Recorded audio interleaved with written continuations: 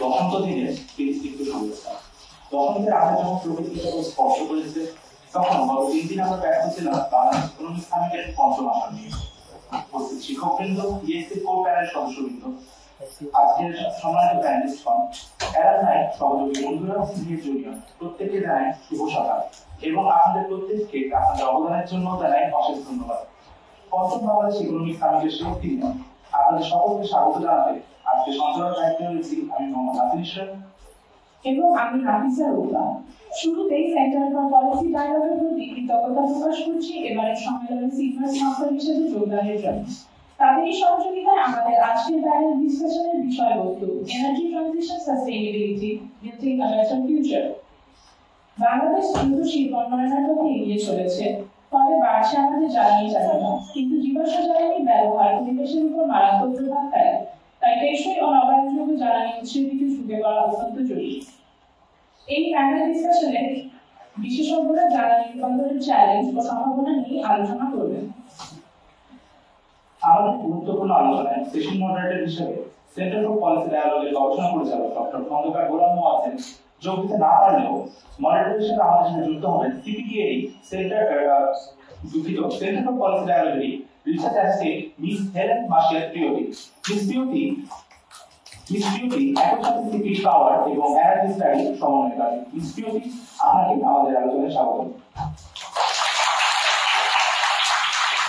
আজকের আলোচনার প্যানেলিস্ট হিসেবে যোগ দিয়েছেন কয়েকজন বিশেষজ্ঞ। প্রথমেই আমন্ত্রণ জানাচ্ছি বিদ্যুৎ সেলের মহাপরিচালক মোহাম্মদ হোসেনকে। বিদ্যুৎ সেলের মহাপরিচালক হওয়ার পাশাপাশি তিনি বিদ্যুৎ, শক্তি এবং খনিজ সম্পদ মন্ত্রণালয়ের সাথেও যুক্ত আছেন।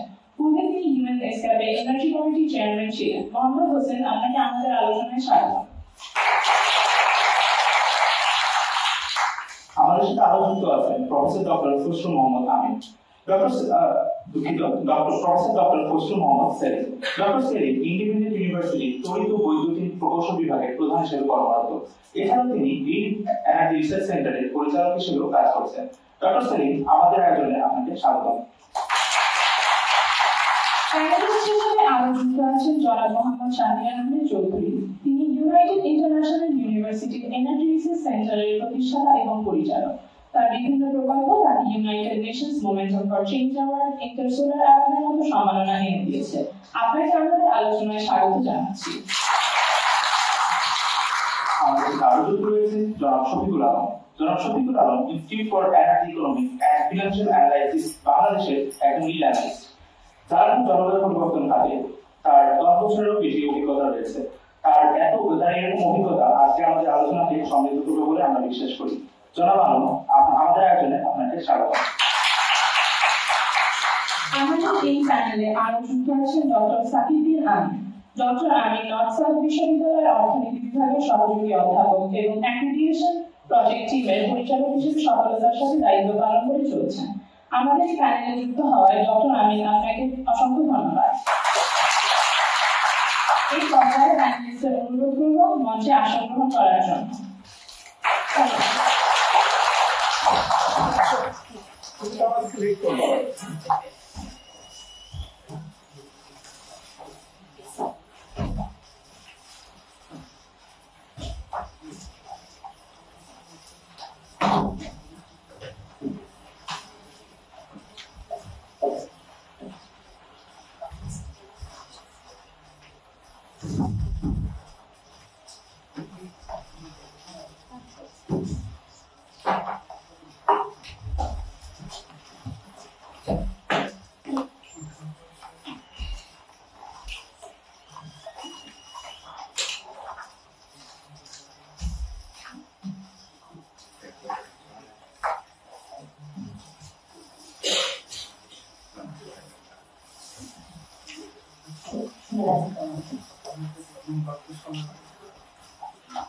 শুরুতেই সবাইকে শুভ সকাল। সকালবেলায় এসে আমাদের প্যানেল ডিসকাশনের জন্য ধন্যবাদ। আমি প্রথমে ধন্যবাদ জানাচ্ছি প্যানেলিস্টদেরকে যারা রাজি হয়েছেন তাদের এই শনিবারের সকাল নষ্ট করে আমাদের সাথে আলোচনা করতে আসার জন্য। হোস্টরা অনেক সুন্দর করে ইন্ট্রোডাক্টরি রিমার্কস দিয়ে দিয়েছেন। আমার মনে হয় না আবার নতুন করে কিছু বলার দরকার আছে। শুধু এতটুকু বলবো যে আমার যোগ্যতা নেই ওদের সাথে বসে এক টেবিলে এই অনুষ্ঠান করার। তারা আসতে পারেনি বিধায় আমি এসেছি। যে পাঁচজন আছেন তারা সবাই আমার কাছে আসলে শিক্ষক সমতুল্য। সিপিডি পাওয়ার এনার্জি স্টাডি নিয়ে প্রেজেন্টেশন নেই মনে হয়, কনসেপ্ট নোট আছে, এটা একটু দরকার।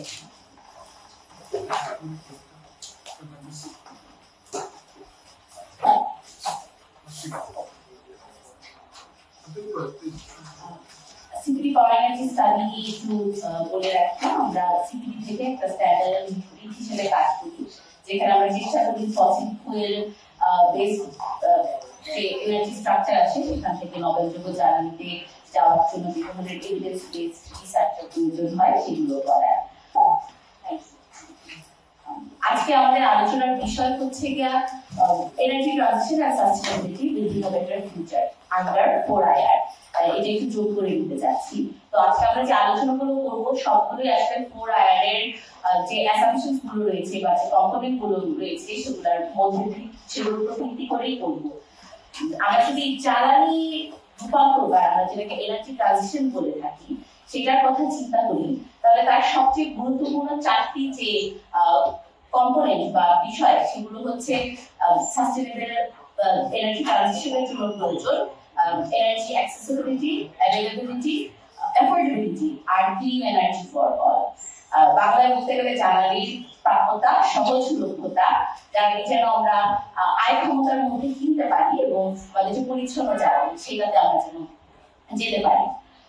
আমাদের জন্য এটা খুবই সুখকর যে বর্তমান সরকার বা আমাদের বাংলাদেশ কমিট করেছে যে তারা নেট জিরো টার্গেট অ্যাচিভ করবে 2050 সালের মধ্যে, এবং তার জন্য আমরা পরিচ্ছন্ন জ্বালানি থেকে 40% বিদ্যুৎ উৎপাদনের একটি লক্ষ্যমাত্রা অর্জন করেছি, ঠিক করেছি 2041 সালের মধ্যে। এবং সেই লক্ষ্যমাত্রা অর্জন করার জন্য আসলে আমাদের যে টেকনোলজিক্যাল অ্যাডভান্সমেন্ট আন্ডার 4IR বা ফোর্থ ইন্ডাস্ট্রিয়াল রেভলিউশন সেটা খুব গুরুত্বপূর্ণ হবে বলে আমাদের কাছে মনে হয়, এবং সেটা সরকারের বিভিন্ন নীতি পরিকল্পনার মধ্যেও বারবার উঠে এসেছে যে আমাদের অ্যাডভান্স টেকনোলজি গুলো কতটা জরুরি আমাদের যে এনার্জি ট্রানজিশনের গোল আছে সেটাকে অ্যাচিভ করার জন্য। তো সে আলোকে আমাদের আজকে আলোচনাটা হবে। যদিও আমার সাথে যারা আছেন তারা সবাই ভিন্ন ভিন্ন সেক্টরে অনেক বেশি বিভিন্ন সেক্টরে অনেক বেশি দক্ষ, এবং তারা তাদের বিভিন্ন আসপেক্ট থেকে আমাদেরকে আসলে কি করবে সাহায্য করবে। তো প্রথমে আমি যদি একটু যেহেতু জ্বালানি এবং বিদ্যুৎ নিয়ে শুরু করেছি, তাহলে আমি প্রথম প্রশ্নটা এভাবে একটু রাখতে চাই আমাদের অনারেবল প্যানেলিস্ট শাহরিয়ার স্যারের কাছে, যে স্যার আমাদের যে 40% রিনিউয়েবল এনার্জি যে টার্গেট সেটা অ্যাচিভ করার ক্ষেত্রে আমরা এই অ্যাডভান্স টেকনোলজিকে কিভাবে ব্যবহার করতে পারি, এবং গ্রিড ট্রান্সমিশনের কথা, গ্রিড স্মার্ট গ্রিডের কথা বারবার এসে থাকে যে আসলে নবায়নযোগ্য জ্বালানি সেটা অনেক প্রয়োজন, এবং এই ইন্ডাস্ট্রিয়াল রেভলিউশনের আন্ডারে গ্রিড ট্রান্সমিশনের অনেক ভালো অপরচুনিটিস রয়েছে স্যার। তো সেক্ষেত্রে যদি আমাকে একটু আপনার ইনসাইট শেয়ার করতে সাহায্য একটু বলে দিচ্ছি স্যার। প্রথম রাউন্ডে আমরা একটু 5 মিনিট করে চাচ্ছিলাম যে আপনার যদি 5 মিনিটের মধ্যে সংক্ষিপ্ত রাখতে পারেন। থ্যাংক ইউ প্রীতি। আচ্ছা, প্রথমে ধন্যবাদ জানাই আমাকে ইনভাইট করার জন্য। আচ্ছা, 40% রিনিউয়েবল এনার্জি হচ্ছে 2041 সাল। তো এটা আমি বলবো যে এটা খুবই সম্ভব, মানে অসম্ভব না। তার পিছনে অনেকগুলো কারণ আছে। যেমন আমরা সবাই জানি যে পৃথিবী এখন কেন রিনিউয়েবল এনার্জির দিকে যাচ্ছে, অনেকগুলো। একটা হচ্ছে এনার্জি সিকিউরিটি দরকার আমাদের কি, আমরা যে পাওয়ার সেক্টর দেখে সমস্ত আরো ফসিল ফুয়েল যেটা রয়েছে, আমরা প্রাইমারি জ্বালানি বলি, তার মধ্যে কয়লা আছে আমাদের নিজস্ব, কিন্তু পরিবেশগত কারণেই হোক এবং আমাদের যেহেতু খুব ডেন্সলি পপুলেটেড এরিয়া, সেই কারণেই আমরা হচ্ছে যে আমাদের যে কোল যে রিজার্ভ আছে সেই কোল রিজার্ভে পুরোটা আমরা ব্যবহার করতে পারছি না, এবং অদূর ভবিষ্যতে যে আমরা পারবো তারও কিন্তু এই মুহূর্তে নিশ্চয়তা বলে দেওয়া যাচ্ছে। কাজে এখন আমাদের পাওয়ার সেক্টরের জন্য আমাদের ডিপেন্ড করতে হচ্ছে যে ইম্পোর্টেড ফসিল ফুয়েল, মানে বাইরে থেকে আনা। এবং ইন্টারন্যাশনাল মার্কেটে যখন টার্মোয়েল হয়, আপনারা জানেন যে তখন তেল গ্যাসের দাম বেড়ে যায়, এবং এটা কিছুদিন আগে হয়েছিল। এবং আমাদের ফরেন রিজার্ভ, আমাদের এটা ফরেন রিজার্ভ দিয়ে কিনতে হয়, ডলার দিয়ে কিনতে হয়। কাজে ফরেন রিজার্ভে একটা ঘাটতি থাকে। এটা হচ্ছে একটা কারণ। কারণ আমাদের নবায়নযোগ্য জ্বালানির দিকে যদি আমরা যাই তাহলে দেখা যাচ্ছে নবায়নযোগ্য জ্বালানির দিকে আমরা একবার ক্যাপাসিটিটা ডেভেলপ করে ফেলি, এবং আমরা যে ইনস্টল করে ফেলি তাহলে হচ্ছে যে এইটা আপনার যে জ্বালানিটা সেই জ্বালানিটা কিন্তু আমরা চিন্তা করতে পারি। এটা বায়ু বলেন আর সূর্যের আলো বলেন, আপনাকে কন্টিনিউয়াস যতদিন আমার প্ল্যান থাকবে ততদিন পর্যন্ত আমাদের জ্বালানিটা আমাকে ফ্রি অফ কস্ট আমরা পেয়ে যাবো। তো এটা হচ্ছে যে আমার একটা হচ্ছে জ্বালানি নিরাপত্তা। সেকেন্ড আরেকটা আসতেছে সেটা হচ্ছে যে আমাদের আপনার পরিবেশগত যে সমস্যাটা এখন যে পৃথিবীটা গরম হয়ে যাচ্ছে, জলবায়ু পরিবর্তন হচ্ছে, তার পিছনে বড় একটা কারণ যে আমরা কার্বন ডাইঅক্সাইড এমিট করি, যেটা বড় একটা অংশ আছে ফসিল ফুয়েল বার্ন করা। আমরা যদি নবায়নযোগ্য জ্বালানির দিকে যাই তাহলে এটা আমরা এলিমিনেট করতে পারি। এখন আসছে যে আপনার 2041 সাল পর্যন্ত আপনার যে 4IR, এটা আমরা ইন্ডাস্ট্রিয়াল রেগুলেশন করি। আমাদের আগে যে সিস্টেমটা ছিল, আমরা যে পাওয়ার সেক্টরটা দেখি তাহলে কি আমাদের কনজিউমার ছিল আর হচ্ছে জেনারেশন ছিল, এবং আগে জেনারেশনগুলো কিন্তু সেন্ট্রালাইজ ছিল না। আমাদের বড় বড় পাওয়ার প্ল্যান্ট থাকবে, তারা ট্রান্সমিশন লাইনের পাওয়ার তৈরি করবে, ট্রান্সমিশন লাইনের মধ্যে পাওয়ার হবে, তারপর ডিস্ট্রিবিউশন ইউটিলিটি সেগুলো আমাদেরকে ডিস্ট্রিবিউট করবে। কিন্তু এই কনসেপ্টটা আস্তে আস্তে কিন্তু চেঞ্জ হয়ে যাচ্ছে। এখন জেনারেশন হয়ে যাচ্ছে ডিস্ট্রিবিউটেড, এটা একটা সার্টেন পার্সেন্টেজের বেশি হোক, সেখানে আসলে অবশ্যই আমাদের পোর্ট ইন্ডাস্ট্রিয়াল রেগুলেশন আর যেই সমস্ত প্যারামিটারগুলো রয়ে গেছে তার ব্যবহার বিশদভাবে আসবে। এবং সহজভাবে টেকনোলজিক্যাল আসপেক্ট গুলো বুঝিয়ে দেওয়ার জন্য আমরা সাধারণত বিদ্যুৎ খাত নিয়ে যখন আমরা জ্বালানি রূপান্তরের কথা বলি, বিদ্যুৎ খাতকেই দেখা যায় যে আমরা একটা বড় অংশতে রাখি এবং যেটা কিনা জাস্টিফাইড, কিন্তু তার পাশাপাশি আমাদের এটাও মনে রাখতে হবে যে অন্যান্য যে খাতগুলো যেরকম কৃষি এবং বিশেষ করে আমাদের পরিবহন খাত বা যে ধরনের ইন্ডাস্ট্রিয়াল খাতগুলো রয়েছে আরএনজি সেক্টর, সেগুলো কিন্তু আসলে সেগুলো বিভিন্ন ভূমিকা পালন করতে পারি এনার্জি ট্রানজিশন ত্বরান্বিত করার জন্য 4IR এর ক্ষেত্রে। তো আমি অবশ্যই স্যারকে রিকোয়েস্ট করবো যে সার্বজনীন ভাবে আমাদের যে অন্যান্য সেক্টর গুলো রয়েছে সেগুলোতে আমরা কিভাবে টেকনোলজিক্যাল অ্যাডভান্সমেন্টের মাধ্যমে 4IR কে ব্যবহার করে এনার্জি ট্রানজিশন করতে পারি। Thank you very much. প্রথমে ধন্যবাদ জানাচ্ছি আমাকে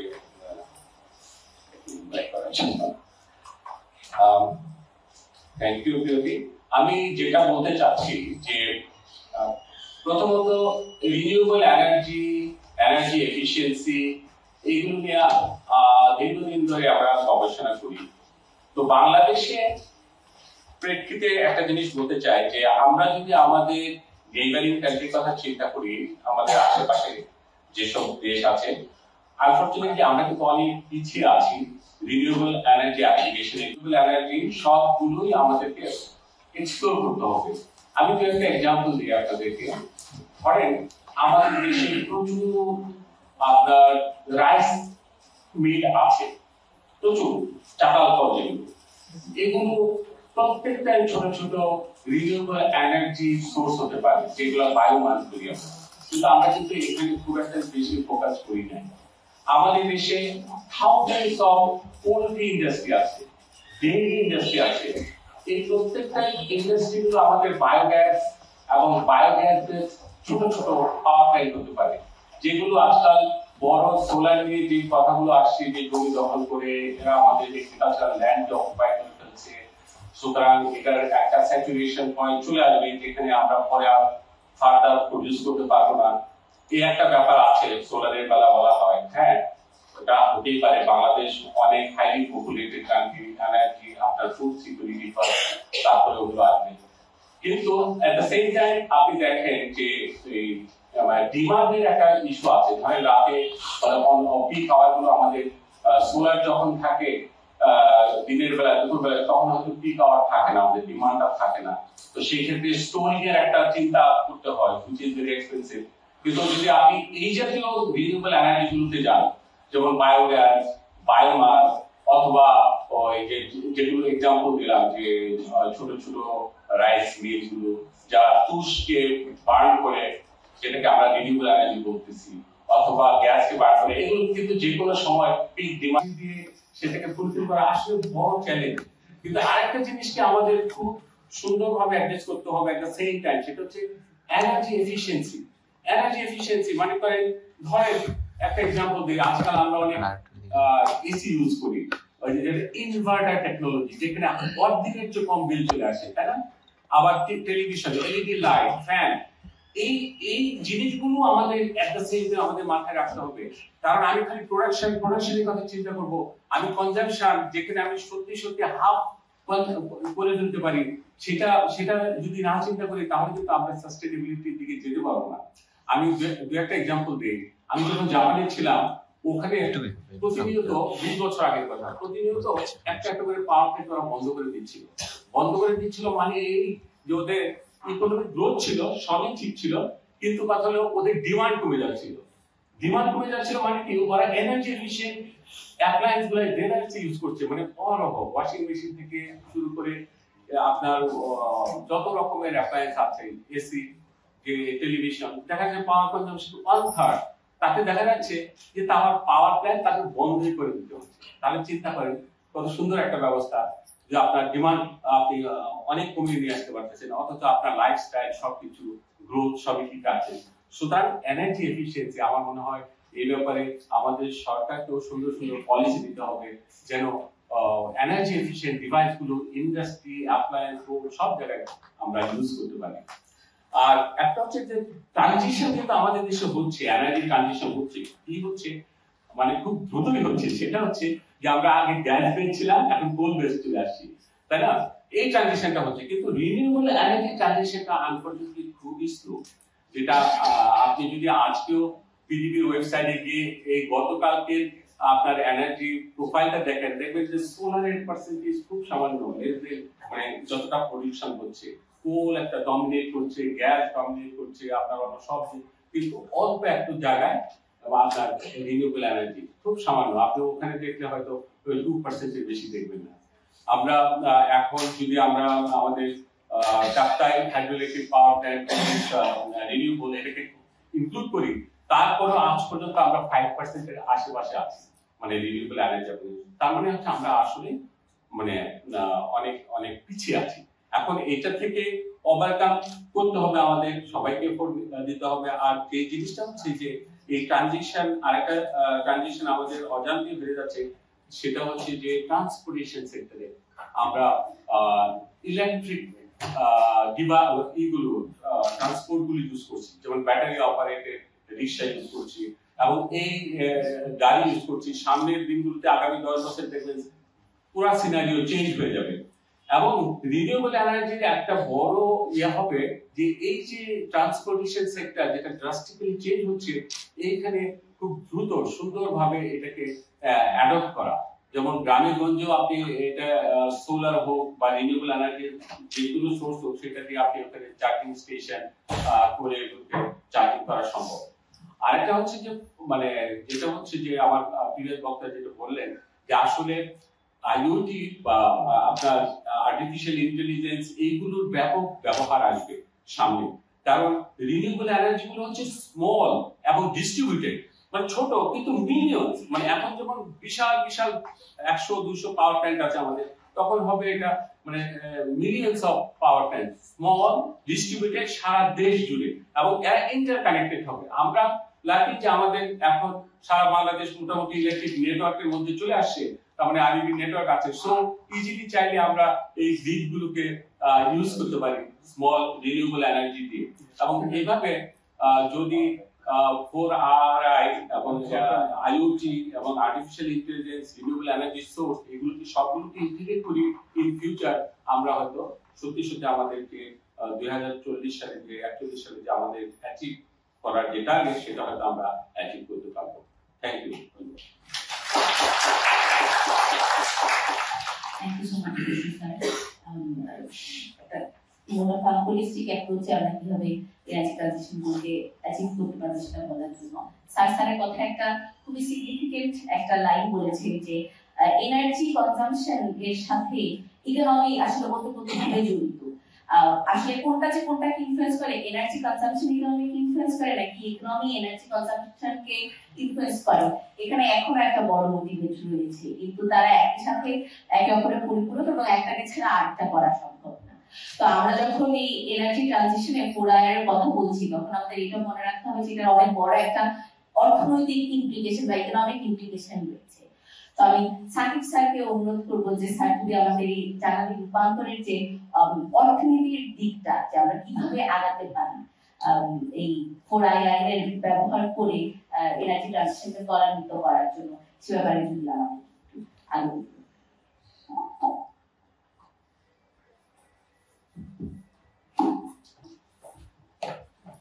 Thank you, Priyogi. Good morning to all of you. I'm happy to be back to the roots where I started learning economics. So it's really nice to see all these young faces. I'm an Indian Dhaka University alumni. So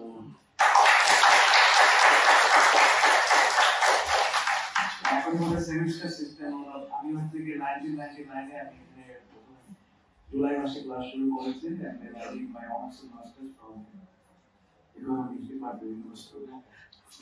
So thank you for organizing such a beautiful event.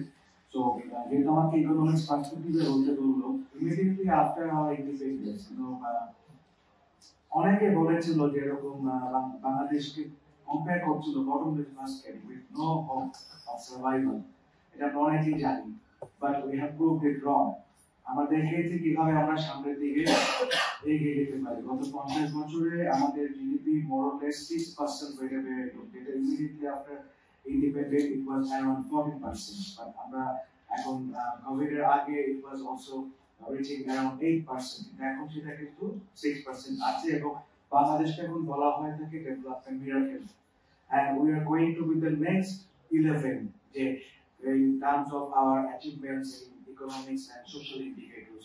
আমাদের even 2009 সালে আমি যদি গত 15 বছরের একটা comparison করি, 2009 সালে হচ্ছে কি আমাদের poverty rate ছিল যেটা extreme poverty of about 2%, এটা এখন হচ্ছে 3.4%। ঠিক আছে, তো অনেক কিন্তু ইমপ্রুভমেন্ট হয়েছে। There are a lot of sectors which drive this development journey trajectory, but among others, energy sector is একটা অত্যন্ত গুরুত্বপূর্ণ ভূমিকা। বাংলাদেশ সরকার গত 15 বছরে energy sector has been considered as a part and parcel of the development journey. And you see the progress, and I'd like to congratulate the government. আমাদের এখানে মহান sir আছে, আমি ওনার সাথে বিভিন্ন আলোচনায় আমি ওনার বক্তব্য শোনার সৌভাগ্য হয়েছে। পাওয়ার সেলের একটা রূপান্তর ওনার মাধ্যমে হয়েছে। তো এখানে যদি রিফর্ম গুলো আমরা দেখি ব্রডলি কিভাবে রিফর্ম গুলো ক্যাটাগরাইজ করি, একটা হচ্ছে কি আমাদের প্রথমে ছিল restructuring of the core energy utilities. আগে ছিল শুধুমাত্র পাওয়ার ডেভেলপমেন্ট বোর্ড, সেটাকে কিন্তু এখন এটাকে আমরা বলি সেক্টরাল আনবান্ডলিং, সেটাকে আমরা ভেঙে ভেঙে বিভিন্ন সেক্টর ওয়াইজ ভাগ করেছি টু ইনক্রিজ দা এফিশিয়েন্সি। তারপর যদি আমরা দেখি এটা এই late 90s এর দিকে এটা টেকনো ডেভেলপমেন্ট এজেন্সি ডোনার এজেন্সির একটা প্রিকন্ডিশন ছিল ফর দ্য ফান্ডিং, একটা ইন্ডিপেন্ডেন্ট এনার্জি রেগুলেটরি কমিশন করতে হবে, সেটাও কিন্তু বাংলাদেশ করেছে by establishing the Bangladesh energy regulatory commission. আমরা প্রাইভেট সেক্টরকে ওয়েলকাম করেছি বাংলাদেশের এনার্জি সেক্টরে, এবং we have strengthened the fuel diversification process. So যার জন্য আমরা দেখছি যে huge transformation in the energy sector. এবং আমি এর আগে এখানে সামনে এবং ইপিএস এর আরেকটা প্রোগ্রামে বলেছিলাম, এটাকে আমরা দেখতে পারি 4টা এ দিয়ে: availability, affordability, applicability, acceptability. You know about that availability. অনেকে এখনো বহু লোক দুনিয়াতে অ্যাকচুয়ালি এখনো অন্ধকারে আছে। তো এনার্জি ইলেকট্রিসিটির ডিমান্ডটা সেটা হচ্ছে অ্যানুয়ালি 6.4% রেটে বাড়ছে। এটা কিন্তু যে কোনো সরকারের জন্য খুব গুরুত্বপূর্ণ একটা crucial challenge to keep pace with the growing demand, and our government has brilliant job. Then আমরা যদি বলি হচ্ছে কি affordability, সেটা হচ্ছে কি how we actually expedite the energy sector, strengthen this energy sector in terms of the least cost technology. I repeat, least cost technology. So technology comes here. The third one is the applicability. যে আমরা টেকনোলজিটাকে কিভাবে, আগেটা ছিল least cost, আর এটা হচ্ছে কি how we can like generalize the utilization of the technology in different sectors, ranging from the production to consumer awareness in terms of increasing the energy efficiency. এবং number 4 যেটা হচ্ছে acceptability, whether the consumers can actually accept the adopted policies. তো আমার একটা study ছিল energy security, যেখানে আমরা দেখছি যে in terms of availability Bangladesh has done a very good job in terms of energy security, but অন্যান্য তিনটা ডায়াগ্রাম স্পেশালি হচ্ছে কি টেকনোলজিক্যাল পার্সপেক্টিভ আসপেক্ট ওই জায়গাটা আমাদের একটু নজর দেওয়া লাগবে। এবং এখানে আমি গতকাল যখন বিরোধী বললো যে এই ফোর ইন্ডাস্ট্রিয়াল রেভলিউশন এবং আমি দেখছিলাম যে একজন কেনিয়ার একজন economist Eveline Ngatia, global award winning thought leader and experience professional and also 4IR specialist, উনি এই এনার্জি ট্রানজিশনটাকে 5টা ডি দিয়ে ডিফাইন করেছেন। আমি এর আগে বললাম energy security 4A, now I am focusing on 5D।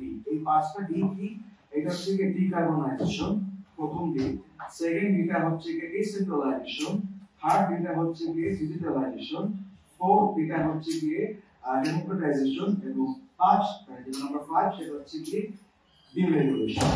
তো এখানে আমরা যদি গভর্নমেন্টের যে পলিসিগুলো দেখি, so it is very much aligned with these 5D concepts. তো একটা জায়গায় আমরা দেখতে পাচ্ছি যেখানে still we can find the reason behind introducing this topic, because I would like to motivate you, my younger fellows, to become involved in insightful research in the energy sector. এবং সেই জায়গাটা হচ্ছে গিয়ে যেটা আমরা দেখি যে ডিজিটালাইজেশন, এই জায়গায় there is a sizable gap in depth of research in terms of economic perspective, policy analysis, এবং প্রয়োজন যেটা বলেন একটা কিন্তু রিলেশন আছে ইকোনমি এবং এনার্জির মধ্যে। তো এই জন্য আমাদের এই জায়গাটা এখন সবচেয়ে বেশি ইম্পর্টেন্ট, ডিজিটালাইজেশন এই জায়গাটায় ফোকাস করতে হবে। আমাদের একটা ইকোসিস্টেম ডেভেলপ করতে হবে, ইন্টিগ্রেটেড ইকোসিস্টেম।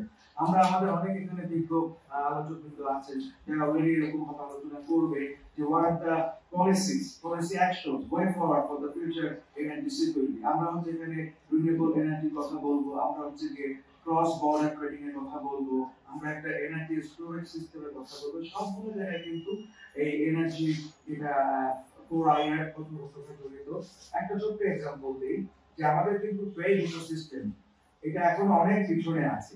দুবাই হচ্ছে কিছুদিন আগে দুবাই হচ্ছে যে একটা হচ্ছে যে পুরোপুরি 100% পেপারলেস কান্ট্রি হিসেবে চলে গিয়েছে, এবং এই জন্য এই প্রসেসে ওরা $350 মিলিয়ন সেভ করতে পেরেছে। এবং আমি দেখতে পাচ্ছি যে বিভিন্ন স্ট্যাটিস্টিক্স যেটা বলছে এই প্রসেসে 40 মিলিয়ন ম্যান আওয়ার্স সেভ হয়েছে। there is no alternative of energy for the 4IR.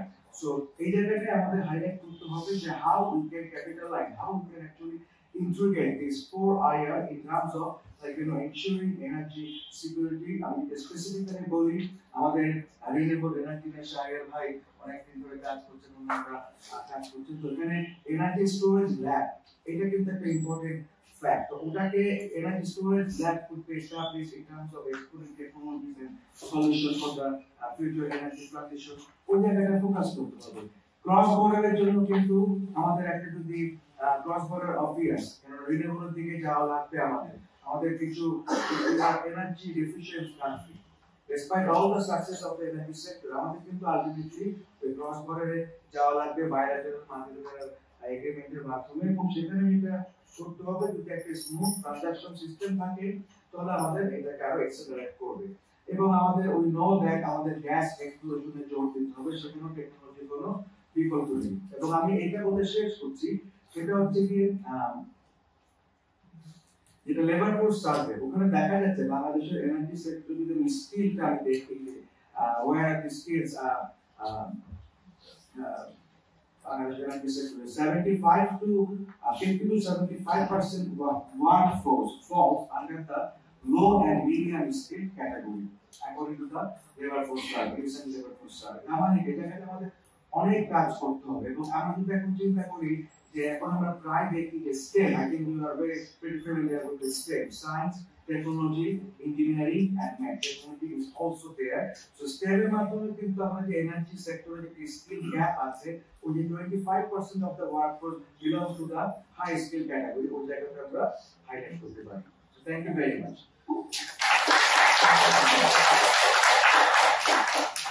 Thank you so much, sir. আপনি অনেকগুলো অপরচুনিটি হাইলাইট করলেন এবং বললেন যে বাংলাদেশের জন্য আসলে কি করা প্রয়োজন। Couldn't agree more with the fact যে আমাদের টেকনোলজিক্যাল ডিপ্লয় করতে হবে।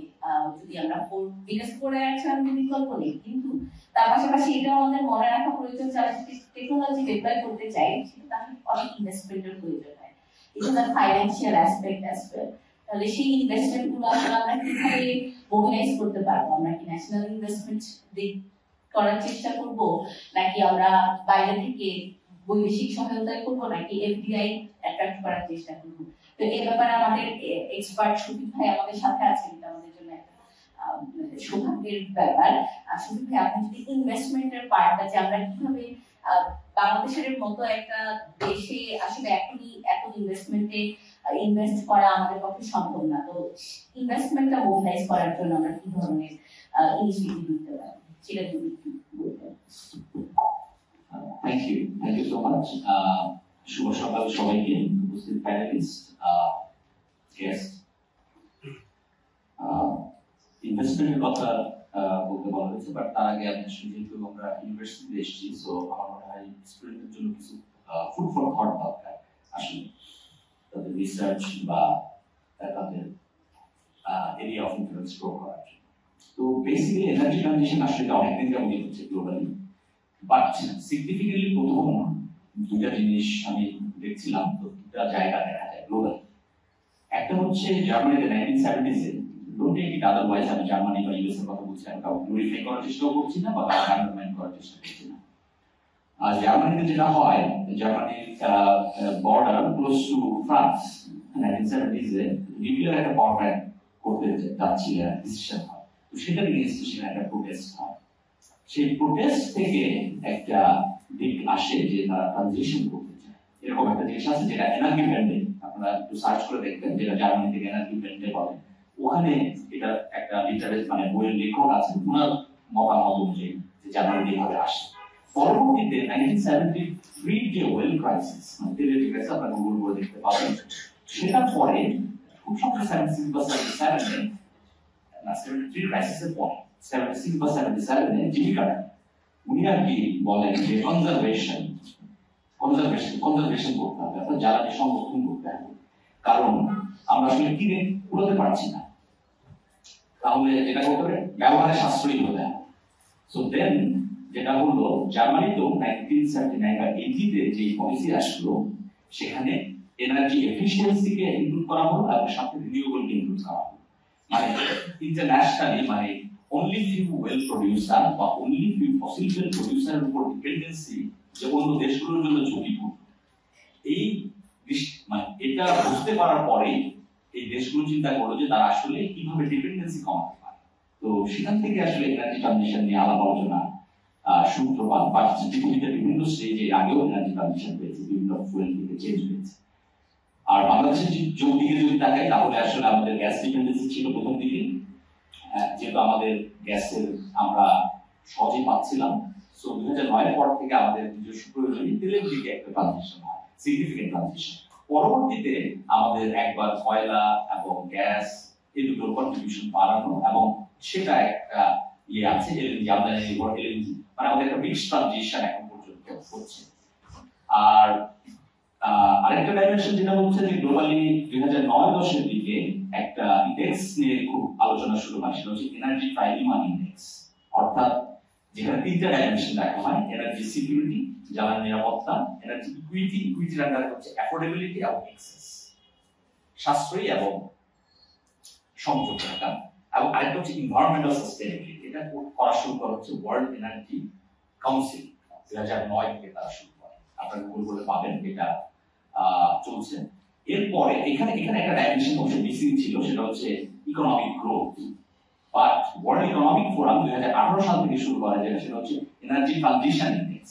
এখানে তারা দুটো জিনিসকে নিয়ে আসে, একটা হচ্ছে সিস্টেম পারফরম্যান্স এবং আরেকটা হচ্ছে রেডিনেস। সিস্টেম পারফরম্যান্সের ভিতরে আসছে হচ্ছে তিনটা ইন্টারকানেক্টিং প্যারামিটার, এখানে সিকিউরিটি এবং ইকুইটিকে একসাথে রাখা হয়েছে, এনভায়রনমেন্টকে রাখা হয়েছে, এবং সাথে ইকোনমিক গ্রোথকে ইনক্লুড করা হয়েছে। আর সিস্টেম পারফরম্যান্স রেডিনেস বা সিস্টেম রেডিনেসের ভিতরে যে দিকগুলো আসছে, সেখানে ইনভেস্টমেন্ট একটা প্যারামিটার, যে ইনভেস্টমেন্টের কথা আমাদের মডারেটর আমাকে বললেন, সেটা হচ্ছে একটা প্যারামিটার। আদার প্যারামিটার গুলো হচ্ছে যে আমাদের টেকনিক্যাল প্রিপারেশন, সেই সাথে হচ্ছে যে আমাদের যেটা বললেন যে আমাদের ম্যান পাওয়ারের যে ইস্যুটা আছে, সো বিভিন্ন প্যারামিটার রয়েছে, আর গ্লোবালি এই জিনিসগুলো অ্যানালাইসিস করা হচ্ছে।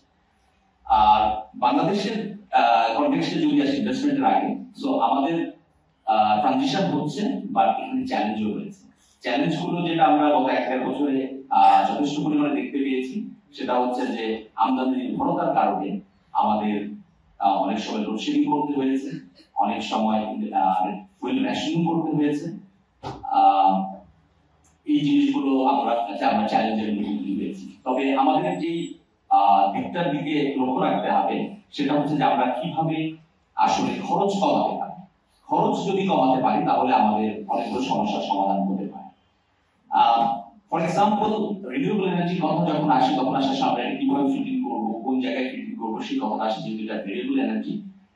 ইভেন ব্যাটারি স্টোরেজ ছাড়াও আমরা দিনের বেলা ফর এক্সাম্পল যে পিক ডিমান্ড যখন থাকে তখন আমরা সহজেই কিন্তু তেল ভিত্তিক যে বিদ্যুৎ ব্যবস্থাপনা আছে যেটা আমাদেরকে দিনের বেলা 2 থেকে 3,000 মেগাওয়াটের মতো সাপ্লাই করে, সেটাকে কিন্তু আমরা ইমিডিয়েটলি রিপ্লেস করতে পারি যদি আমরা যথেষ্ট ইনভেস্টমেন্ট করতে পারি এখানে।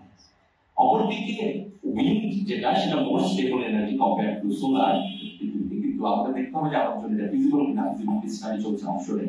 তো সেটা যদি আমরা সিগনিফিকেন্টলি হার্নেস করতে পারি তাহলে আমাদের রাতেও ইউজ করার সুযোগ আছে। রাতের উইদাউট ব্যাটারির কথা বলছি, রাতেও আমরা সেটাকে হয়তো রাতে পিক ডিমান্ডের সময় আমরা তেলকে রিপ্লেস করতে পারবো।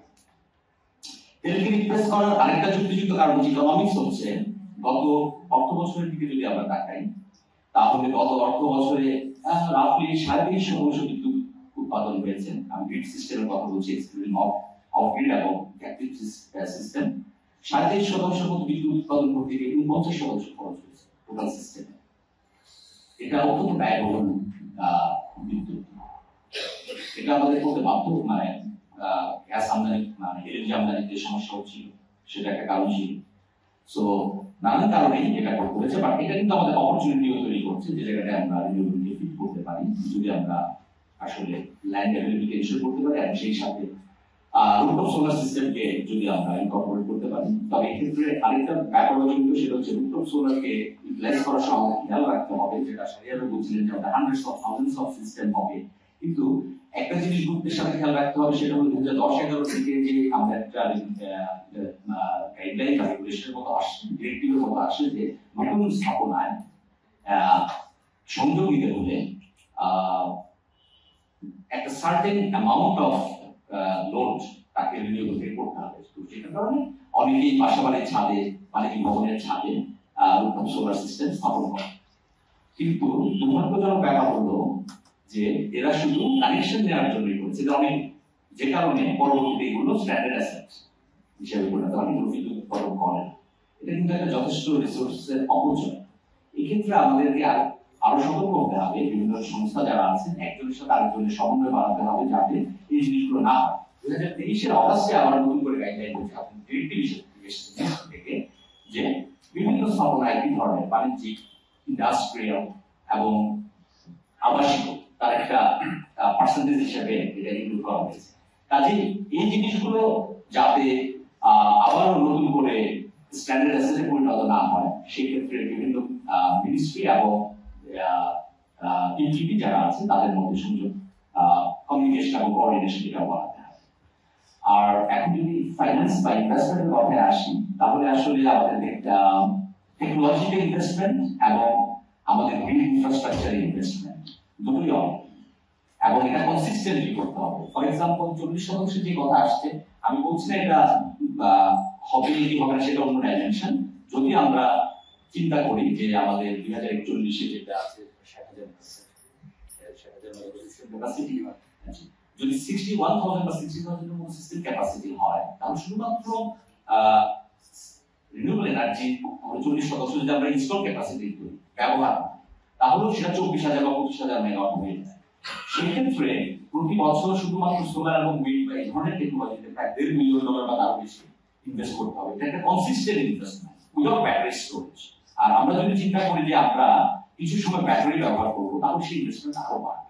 কিন্তু আরেকটা ব্যাপার আছে, সামনের দিনে টেকনোলজির কস্ট যেহেতু কমছে, এটা হচ্ছে কারেন্ট প্রাইসে আমরা যদি চিন্তা করি তাহলে, বাট ফিউচার প্রাইস যে রেটে কমছে সেটা চিন্তা করলে আবার এটা আরেক রকম হবে। বাট ব্যাটারি স্টোরেজ চিন্তা করলে ইনভেস্টমেন্ট আরো বাড়বে।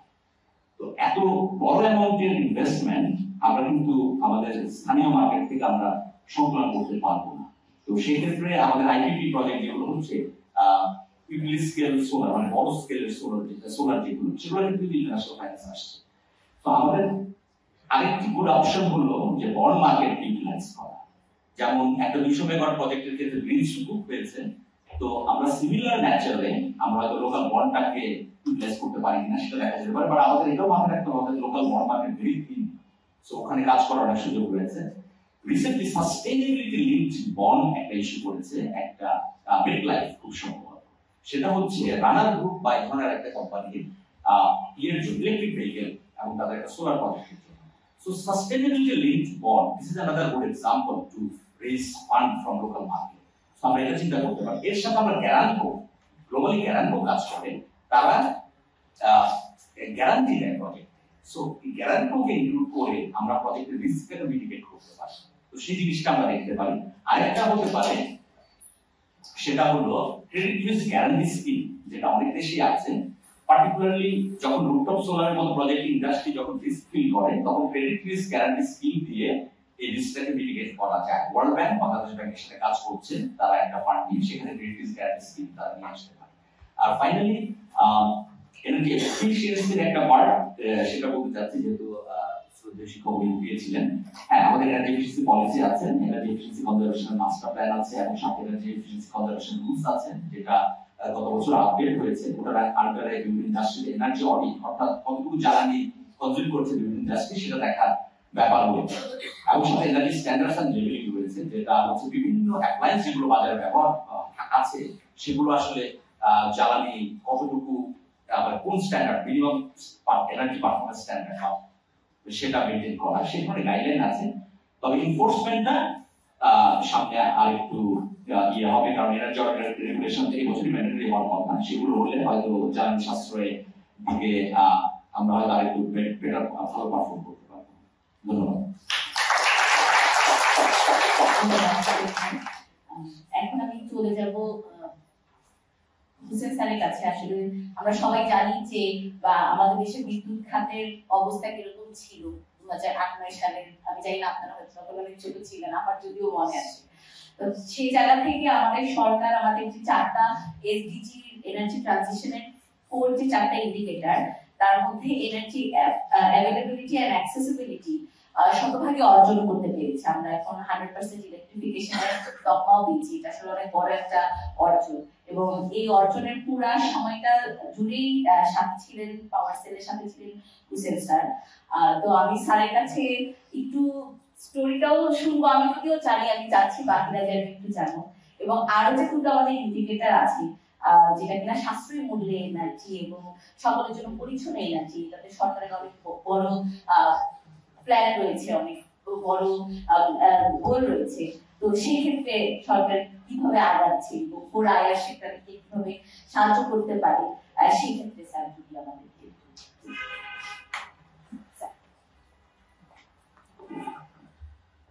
ধন্যবাদ প্রিয়তি, আমাকে সুযোগ দেওয়ার জন্য। বিশেষ করে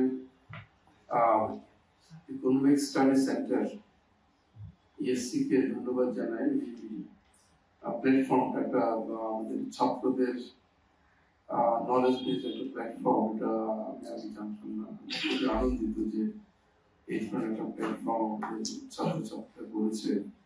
আমি এর আগে আরেকটা আমাদের প্রকৌশল ছাত্রদের একটা সংগঠন আছে, engineering student association of Bangladesh. ওখানে ওরা খুব এই ধরনের সিকিউরিটি পাস করতে, কিন্তু ইএসসি যে এরকম একটা প্ল্যাটফর্ম আছে সেটা এই প্রথম জানলাম। এবং আজকে বিশেষ করে ঢাকা বিশ্ববিদ্যালয়ে এসে আমাদের চাকরি পড়ে একটা তালিম পাইছে, এটা হয়ে আমি তার 10 বছর আগে জানতে চাইলে আমি একটা বেশি তালিম পাওয়া উচিত।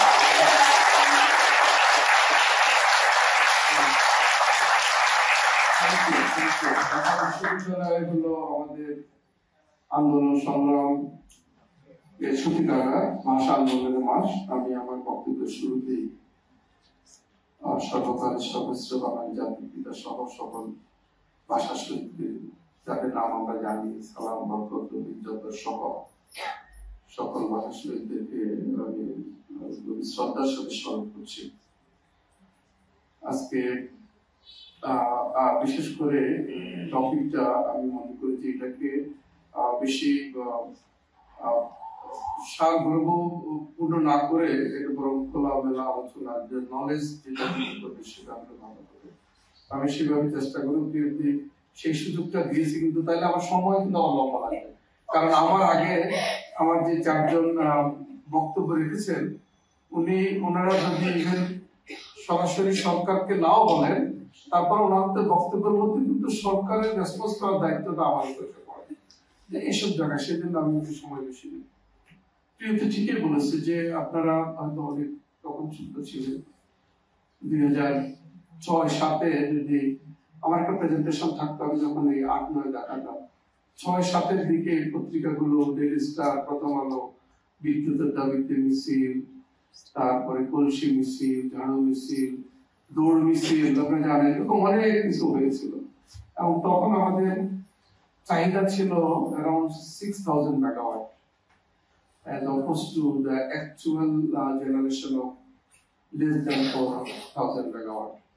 অর্থাৎ আমাদের more than 50% মানে ছিল আমাদের শর্টেজ, যেটা লোডশেডিং করা হতো এভারেজে 10 থেকে 12 ঘন্টা।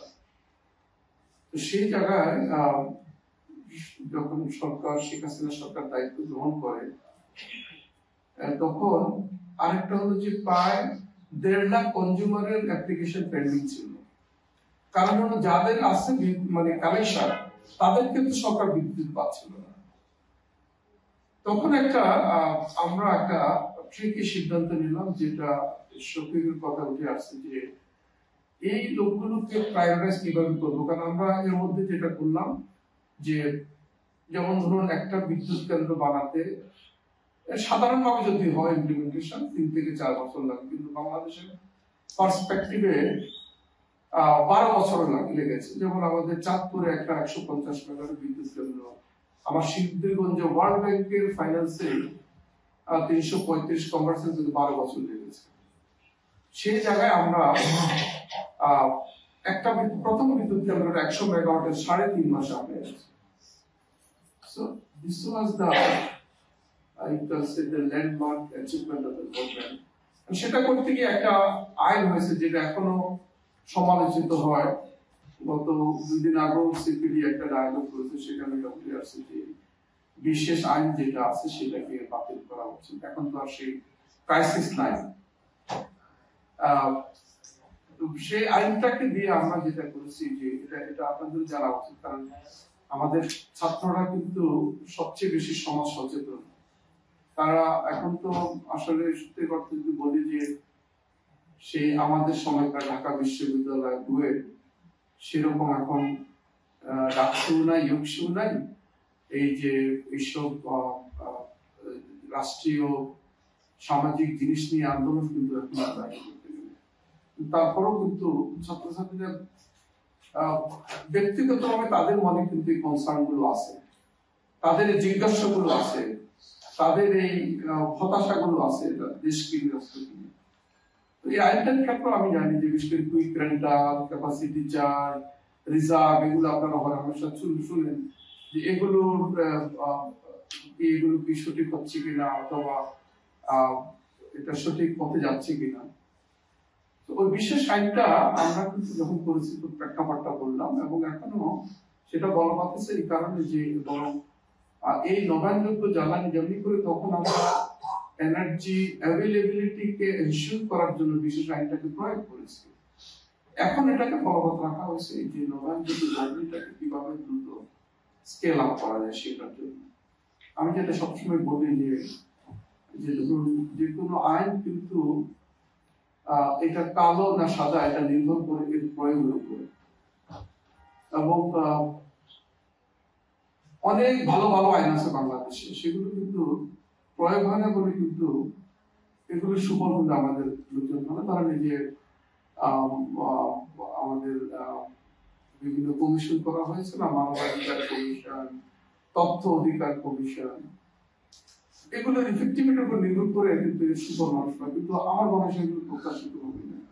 আমার নেগেটিভ সাইড যদি বলি, এই বিশেষ আইনগুলো যদি আমি যদি এগুলি কিন্তু খারাপ উদ্দেশ্যে ব্যবহার করে তাহলে হয়তো বিফল হবে। আমরা ওই জায়গাটা এখনো করি না। তো যাই হোক, তখন সেই জায়গা থেকে আমরা দেখুন যে বিগত 15 বছরে যদি আমি রাউন্ড আপ করে বলি, যে ক্যাপাসিটি বলি 5000 মেগাওয়াট থেকে আজকে 27000 প্লাস মেগাওয়াট, অর্থাৎ প্রায় 6 গুণ। এটা মানে ইটস এ রিয়েলি মিরাকল। এবং আমরা যখন বিদেশে আমি যাই, আমার সৌভাগ্য হয় বিভিন্ন জায়গায় কথা বলতে, যাদের কথা উন্নত বিশ্বের কথা আসলো তারাও কিন্তু অবাক হয়ে যায়। এখন আমরা যে শুধু যে উৎপাদন ক্ষমতা অ্যাচিভ করেছি তা না, আমার আলোচনা করে প্রসঙ্গ যেটা আসে আমি সেটা বলবো। যেমন একইভাবে কিন্তু আমাদের আরেকটা কিন্তু বিশ্ববাসীকে অবাক করেছে, সেটা হলো যে আপনারা জানেন যে 2009 সালে যেখানে 47% মানুষ বিদ্যুৎ পেত, এবং আমরা যেমনি করে আমাদের গ্রিড ক্যাপাসিটি বাড়িয়েছি, তেমনি করে কিন্তু যারা অফ গ্রিডে আছে, ধরুন রিমোট এরিয়াতে, চরাঞ্চলে, দ্বীপাঞ্চলের মানুষ, তাদেরকে আমরা 60 লক্ষ সোলার হোম সিস্টেমের মাধ্যমে প্রায় 2 কোটি মানুষকে আমরা বিদ্যুৎ দিয়েছি।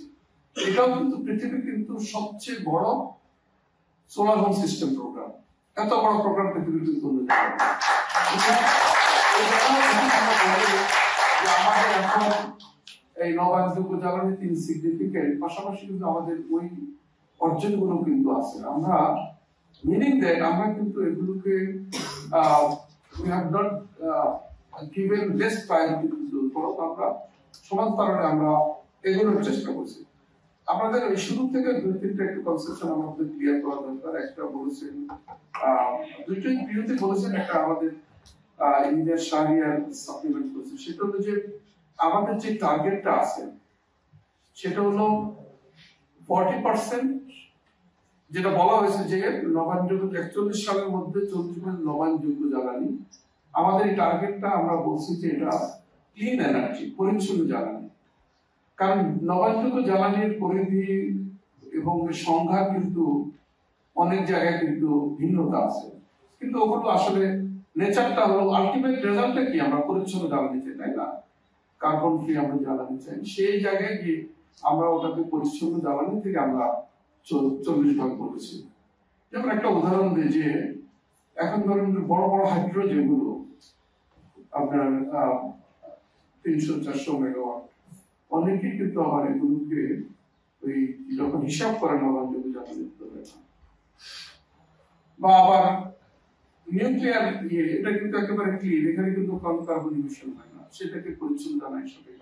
তো সবকিছু মিলে আমাদের রিসোর্স কনস্ট্রেন্ট গুলোকে বিবেচনা করে আমরা বলেছি যে আমরা 40% পর্যন্ত আমরা 41 সালে ক্লিন এনার্জি থেকে আমরা আহরণ করবো। নেট জিরোর ক্ষেত্রে কিন্তু আমাদের কোনো টার্গেট 2050 নেই আমাদের। আমরা যেটা করেছি যে আমরা যেমন ধরুন আপনারা জানেন যে ভারত বা যেখানে তাদের এত রিসোর্স, সেখানে ধরুন এখন 450 গিগাওয়াটের মতো তাদের জেনারেশন ক্যাপাসিটির মধ্যে অলমোস্ট 50% কিন্তু তাদের এই ক্লিন এনার্জির capacity, including solar, wind, hydro বা আদার যেটা আছে। তারাও কিন্তু 70 সাল বোধ হয় তারা একটা টার্গেট করেছে, 70 সাল পর্যন্ত তারা। আমরা কিন্তু আমাদের সামর্থ্য অনুযায়ী আমরা এই 40% পর্যন্ত যাব, সেটাকেই আমরা এখন পর্যন্ত আমাদের টার্গেটে রেখেছি। আমরা শতভাগ মানুষকে আমরা বিদ্যুৎ দিয়েছি। একটা জায়গায় আমি সবসময় বলি যে এটা বোধ হয় শফিকের কথা আসে, এনার্জি ট্রাইব্যুনাল, যে প্রথম আসে যে এনার্জি সিকিউরিটি, তারপরে আসে যে 3 নম্বর হলো environmental sustainability, which is related to energy transition. সুতরাং আমার কিন্তু আগে এনার্জি সিকিউরিটিকে এনশিওর করতে হবে। আমরা শতভাগ মানুষকে বিদ্যুৎ দিয়েছি, এখনো আমাদের সেই বিদ্যুৎটাকে মানসম্মত এবং নিরবিচ্ছিন্ন করতে হবে। প্লাস এই শতভাগ মানুষকে বিদ্যুৎ দিয়ে আমার জেনারেশন ক্যাপাসিটি আমি অর্জন করেছি, কিন্তু আমার কিন্তু ফুয়েল ক্রাইসিস কিন্তু এখনো আছে, যেটা সঠিক যেটা বলেছে যে আমাদের এলএনজি আমদানি করতে অনেক কস্টলি এলএনজি। তো এইসব জায়গায় কিন্তু আমাদের প্রথম দায়িত্ব হলো এনার্জি সিকিউরিটি এনশিওর করা। এবং এই সিকিউরিটি এনশিওর করতে গেলে বলো না যে কানটানে মাথা সে আমার এনার্জি ট্রানজিশন হবে, কারণ আমি যখন দেখবো আমার গ্যাস নাই আমি নিজেই কিন্তু চেষ্টা করবো আমি কিভাবে দিনের বেলা সোলার দিই। That is what in fact we are doing, আমরা সেটাই করছি। এবং আমাদের এখানে শাহরিয়ার আছে, শাহরিয়ার তো সোলারের এখন রীতিমতো কাস্টোডিয়ান হয়ে গেছে, অথরিটি। সব লোকজন গিয়ে শাহরিয়ার কাছে ভিড় করে, শাহরিয়ারের সব সোলার ইয়ে করে। সোলার আমাদের এই মুহূর্তে আমাদের প্রায় আপনার 3000 মেগাওয়াটের মতো under various stage of implementation. আমাদের টার্গেট হলো 30টা থেকে 12,000 মেগাওয়াটের মতো শুধু সোলার থেকে। তবে প্রফেসর প্রশ্ন যেটা বললেন যে আমি একটু একটা ব্যাপারে আমার কিছুটা রিজার্ভেশন আছে যে বায়োমাস এবং বায়োগ্যাসের ক্ষেত্রে আপনি ধরুন ধানের তুষ বলি আর গোবর বলি, এগুলো কিন্তু আমাদের অন্যান্য বিকল্প ইকোনমিক ইউজ আছে। আমার বিদ্যুতের কিন্তু বিকল্প জ্বালানি আছে, কিন্তু আমাদের দেশে আমি যদি বলি যে এখনো গ্রামগঞ্জে আপনার হাউস হোল্ড কুকিং, আমাদের যদি বলি ফার্টিলাইজার, যে অর্গানিক ফার্টিলাইজার, এই ধরনের অনেক ক্ষেত্রে কিন্তু এগুলো মানে এগুলো যথেষ্ট পটেনশিয়াল আছে। আমি মনে করি যে ওই জায়গাগুলোকে ঠিক ওই আমার বিদ্যুতের উৎপাদনের জন্য ব্যবহার করে এটা খুব ইকোনমিক্যালি বোধহয় খুব একটা সুবিধা হবে না। ইভেন ওই যে ট্রানজিশনের কথা আসছে যেটা, সেটা ছবি রেফারেন্স ছিল জিমি কার্টার। জিমি কার্টারের একটা উক্তি আছে সোলার নিয়ে। উনি তখন কিন্তু ধরুন এই 80-র দশক অর্থাৎ 70s এর লাস্টের দিকে, 80s এর 90-এর দশকের 80s শুরুর দিকে ইরান যুদ্ধ এবং বিশ্ব একটা তখন একটা স্যাংশন, কাউন্টার স্যাংশন, তখনও কিন্তু বাম ব্লক অর্থাৎ সোভিয়েত ইউনিয়ন ব্লক কিন্তু স্ট্রং ছিল। তো উনি একটা কথা বলছেন যে nobody can put embargo, one can put embargo on the fossil fuel, but nobody can put embargo on the sun. এবং সেটা কিন্তু সবচেয়ে বড় স্পিরিট। এবং আমি মনে করি যে এই জায়গাটা আমরা সবাই একমত।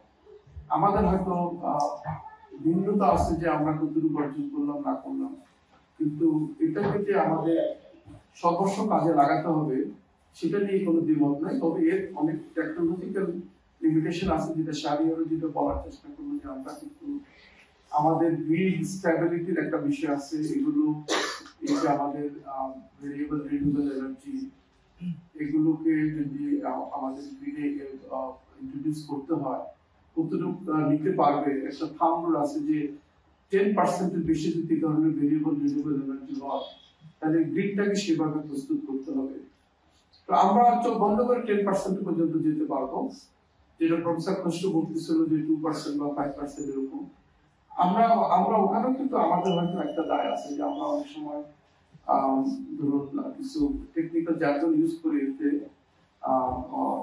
সাধারণ যারা মানুষ তারা একটু ভিতরে কনফিউজ হয়। যেমন আমরা যখন বলি যে আমাদের বিদ্যুৎ উৎপাদন ক্ষমতা 29,000 মেগাওয়াট এবং এটার সাথে যখন আবার রিনিউয়েবল মিলায় তখন এটা 2% এরকম হবে।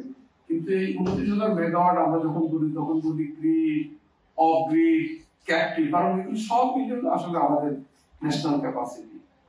আমরা এখন বর্তমানে যে অবস্থা আছে যে আমরা আসলে সর্বোচ্চ যে আমাদের যে ম্যাক্সিমাম জেনারেশন যেটা আমরা করেছি প্রায় 16,000 মেগাওয়াটের মতো, সেটাকে ধরলে কিন্তু আমরা we are very much close two 10%। ওখান থেকে যদি ইভেন অফগ্রিডও বাদ দিই তাও আমাদের 7% এর মতো আমাদের হয়।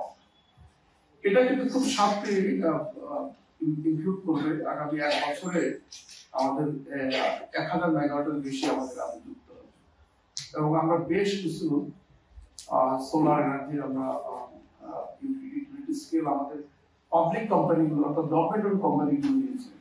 প্রাইভেট কোম্পানিগুলোর কিছু লিমিটেশন আছে আপনি জানেন, যেমন সরকারি কোম্পানিগুলো সরকারি ল্যান্ডের উপরে করতে পারে, কিন্তু প্রাইভেট কোম্পানি মোস্টলি ডিপেন্ড করে তাদের পারচেজ ল্যান্ডের উপরে। এবং ল্যান্ড নিয়ে যখন যায় এখন তো নতুন ল্যান্ড ল আরেকটা যেটা সেটা লিমিট করে দিচ্ছে, সেটা একটা সমস্যা। প্লাস যেহেতু বাংলাদেশ একটা ছোট দেশ, এখানে 17 কোটি লোকের বাস, আমাদের বাসস্থানের জন্য জমি দরকার, আমাদের কৃষিদের খাদ্য নিরাপত্তার জন্য জমি দরকার, শিল্পের জন্য জমি দরকার, সবকিছু কিন্তু জমি হলো সবচেয়ে বেশি প্রেসার, যার কারণে কোনোখানে জমি প্রক্রিয়া করতে গেলে কিন্তু বিভিন্ন দামে ডিসপিউট হয়। ফলে আমরা যতই দ্রুত কিন্তু অ্যাওয়ার্ড করে সোলারের জন্য ওই জায়গাটা গিয়ে কিন্তু ইনভেস্টররা কিন্তু সুযোগ পাচ্ছে। সেখানে আমরাও চেষ্টা করি তাদেরকে হেল্প করতে, কিন্তু অনেক জায়গায় সেটা সম্ভব হয় না। সেই কারণে আমরা আমাদের মূলত পাবলিক কোম্পানিগুলোকে আমরা চেষ্টা করছি।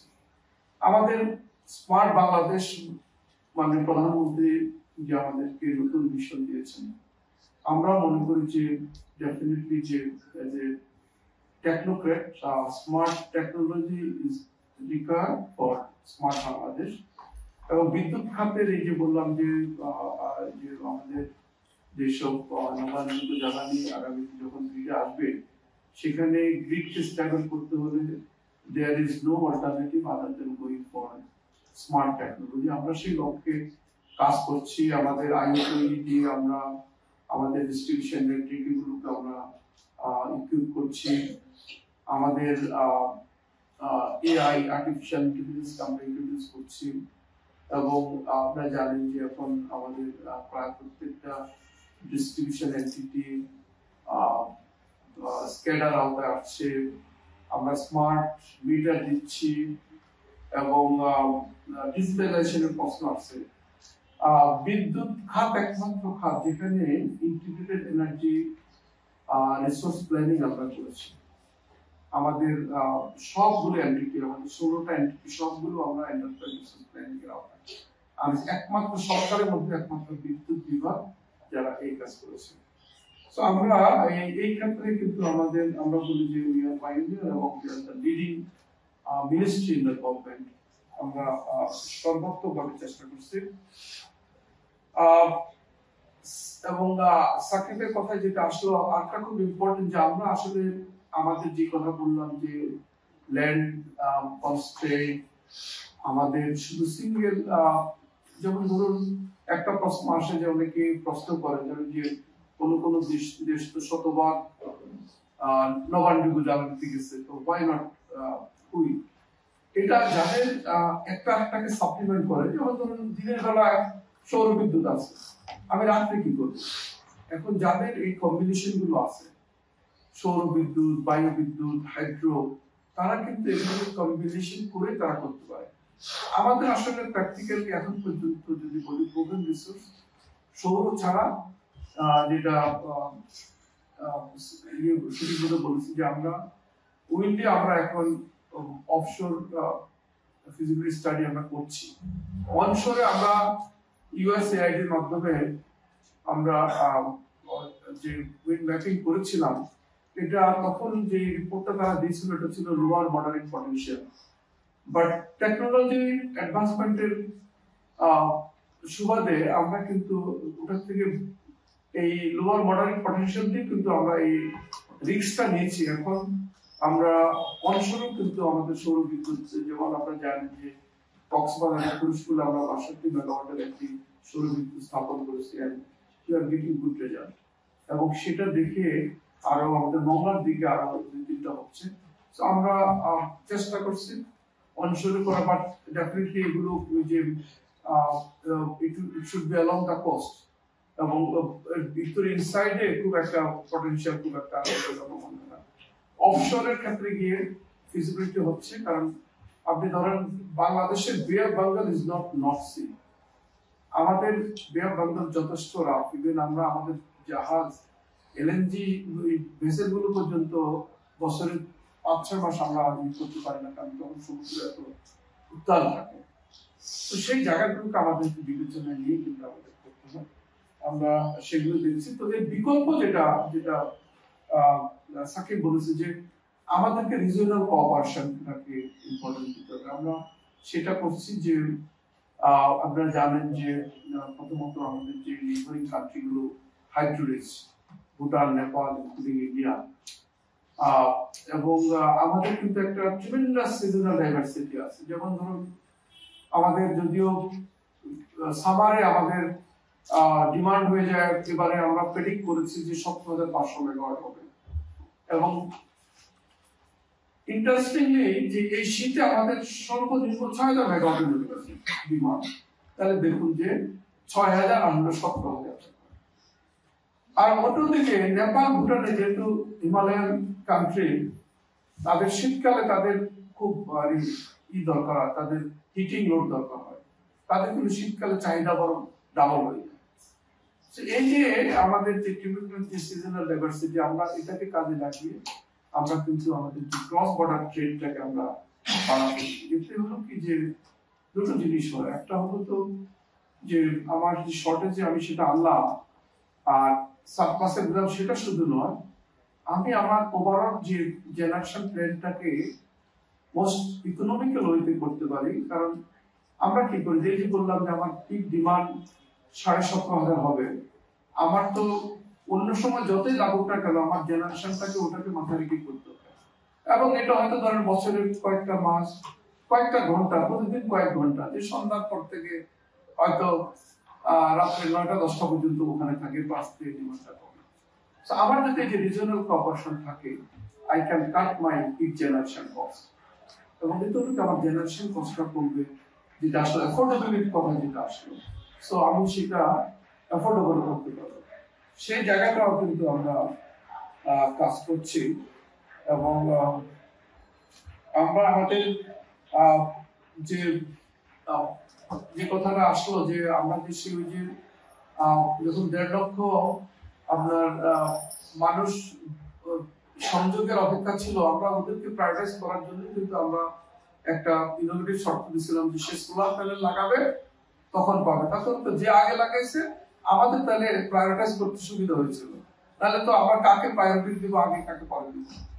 কিন্তু that has not work unfortunately. আমাদের আপনি জানেন যে এখনো বাংলাদেশে আমাদের অ্যাজ এ হোল সোসাইটির যে ইথিক্যাল স্ট্যান্ডার্ড এখনো কিন্তু অনেক বটমে। আমরা কনজিউমারদেরও সেটা আছে, আবার যারা সার্ভিস প্রোভাইডার তারা। আমি চিন্তা করছি যে আমার একটা বিদ্যুতের সংযোগ দরকার, আমি কোন রকমের সংযোগটা নিতে পারলে হলো, কিন্তু আমি যে পয়সা দিয়ে সোলারটা লাগাইছি এটা থেকে আমি বিদ্যুৎ পাবো, এটা আমি আর মাথায় নিয়ে নিই।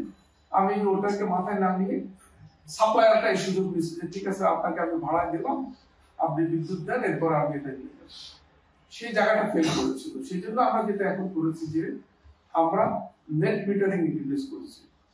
অর্থাৎ নেট মিটারিংটা কি, যে এই মিটারটা বাই ডিরেকশনাল হবে, এবং গ্রাহক সে যখন দিনে সোলার থেকে বিদ্যুৎ দিবে সেটা তার গ্রিডের মাধ্যমে আসবে, এবং রাত্রি সে আমার কাছ থেকে দিবে। এই যে মাসের শেষে যে সে আমাকে কত দিল আর আমার কাছে কত দিল, এই একটা থেকে একটা মাইনাসে তার বিলটা হবে।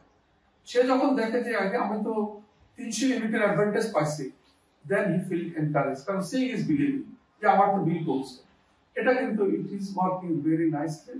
আমরা সেটা করেছি, এবং আমি মনে করি যে that will be way out to avoid that sort of fraudulent activities, সেটা হচ্ছে। এবং এটা আমরা এটাতে যোগদান করছি, কারণ আমাদের যেহেতু ল্যান্ডের সীমাবদ্ধতা আছে, কিন্তু অনেক যারা যে ইন্ডাস্ট্রির ছাদ, সরকারি ভবনের ছাদ, অনেক কিছু আছে, সেগুলোর মাধ্যমে আমরা আমাদের যে সোলারের যে নিডটা, আমাদের যে টার্গেটটা, সেটা আমরা ফুলফিল করতে পারবো। আমার মনে হয় এখানে একটু ঝামেলা ক্লব হয়ে গেছে। আবার যদি আপনাদের বরং আই ওয়ান্ট মোর ইন্টারেক্টিভ, আমাদের ছাত্রদের কিন্তু অনেক ইনোভেটিভ কোশ্চেন চিন্তা থাকে, সেগুলো যদি থাকে we are ready to answer. না পারলে সেগুলো নোট করে নিব এবং সেটা জানাবো। সবাইকে ধন্যবাদ। আমি যেটা বলতাম সেটা স্যারই বলে দিয়েছেন। স্যারের কাছ থেকেও আমাদের বাকি প্যানেলিস্টের কাছ থেকে তো আপনারা মোটামুটি বাংলাদেশের ট্রানজিশনের অবস্থা, অপরচুনিটিজ এন্ড আমাদের কি করতে হবে সেগুলো আমরা সবাই পরিষ্কার করলাম। এখন আমি ওপেন ফ্লোর স্টার্ট করব। আপনাদের মধ্যে যদি কারো কোনো কোয়েশ্চেন কমেন্ট থাকে, প্লিজ আপনাদের নাম বলে কার প্রতি কোয়েশ্চেন সেটা একটু বলবেন বা কমেন্ট থাকতে হবে।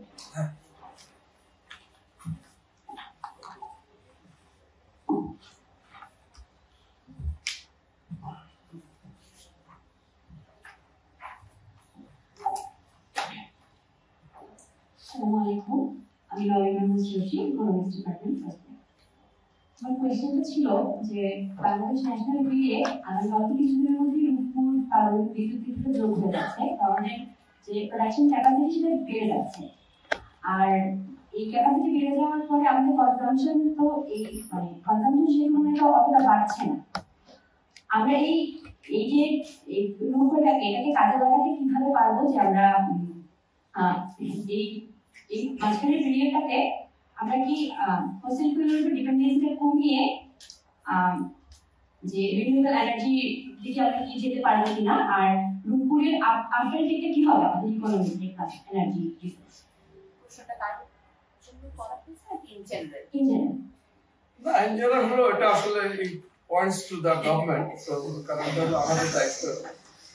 আমি কি এক এক করে দেবো না দুই তিনটা প্রশ্ন দিতে পারবো? সেটা ভালো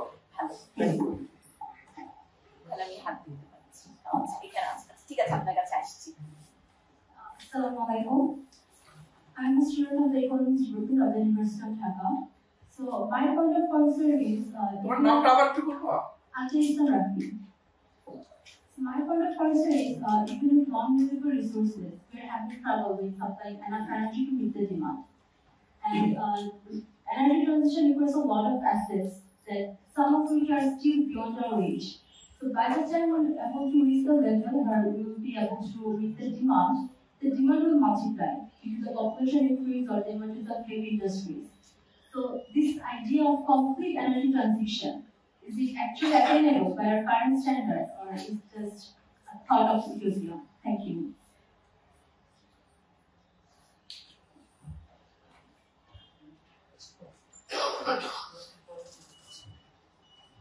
আসসালামু আলাইকুম, আমি তাসিম রেহান, অর্থনীতি বিভাগের দ্বিতীয় বর্ষের শিক্ষার্থী। আমার প্রশ্নটা সেম স্যার এবং হুসেন স্যারের কাছে। তো সেম স্যার যেরকমটা বললেন যে আমাদের এনার্জি এফিসিয়েন্সির একটা চ্যালেঞ্জ আছে, জাপানের উদাহরণটা টানলে, জাপান মিতবাদী একটা দেশ, ওরা নিজেদের ভাবে নিজেরা বলছে, আমরা কাইন্ড অফ বুঝি না। তো এই এনার্জি এফিসিয়েন্সির ব্যাপারটা আমরা আমাদের জনসাধারণের মধ্যে কিভাবে আর কি ইমপ্লিমেন্ট করবো? কারণ আমরা দেখি যে কোনো ব্যাপারে সচেতনতা যদি বৃদ্ধি না করি তাহলে আমাদের দেশের জনবাসীরা করে না। তো এই দিকটা একটু আলোকপাত করবেন। আর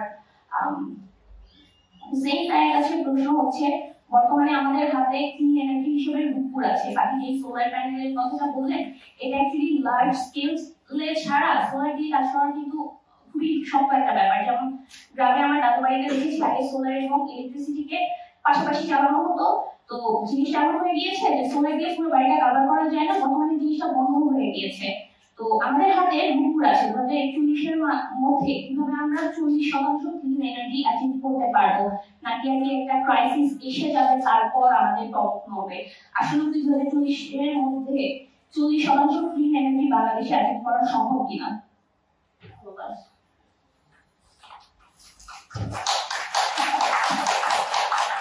আমাদের তিনটার জবাব একটু দেই। আচ্ছা ঠিক আছে, তাহলে দুই নাম্বারটা আমি শাহরিয়ার বা মধুবী ছাড়বো, যেটা ট্রানজিশন। কারণ আমি তো এই ব্যাপারে আমার ডিপেন্ড হবে যে আমরা আসলে ওর সাথে আমারও কনসার্ন একমত যে ট্রানজিশন এই মুহূর্তে কতটুকু রিয়ালিস্টিক যাবো না যাবো। আমি একটা তিনটা বলি, যেটা লবণ যেটা বললো সেটা হলো এই যে রূপপুরে আমাদের 2400 মেগাওয়াট আছে, এটা ইমপ্লিকেশনটা আসলে সে যেটা বলার চেষ্টা করছে যে সেটা হলো যে কনজাম্পশনকে আমাদের সেই পরিমাণ বাড়বে কিনা, এবং এই কনজাম্পশনটা যদি না বাড়ে তাহলে ক্যাপাসিটিটাকে আমরা কিভাবে আমরা ইউটিলাইজ করবো। অত্যন্ত সুন্দর প্রশ্ন। সেটা হলো যে রূপপুর আমাদের জন্য আসলে একটা বড় একটা আমি বলবো যে রিলিফ, যদি এটা আসলে আমাদের রূপপুর নিউক্লিয়ার সবসময় লিস্ট কস্ট, অর্থাৎ অন্য যদি ইভেন আমাদের বিনা পয়সার গ্যাস বাদ দিলে যে কয়টা অপশন থাকবে তার মধ্যে রূপপুরে আমাদের লিস্ট কস্ট, যদিও আমাদের এই রূপপুরের ইনভেস্টমেন্টটা একটু বেশি হয়ে গেছে, কারণ সেখানে অনেকগুলো ধরেন রিলেটেড অ্যাসোসিয়েটেড ইনফ্রাস্ট্রাকচারটা ছিল সেই জন্য।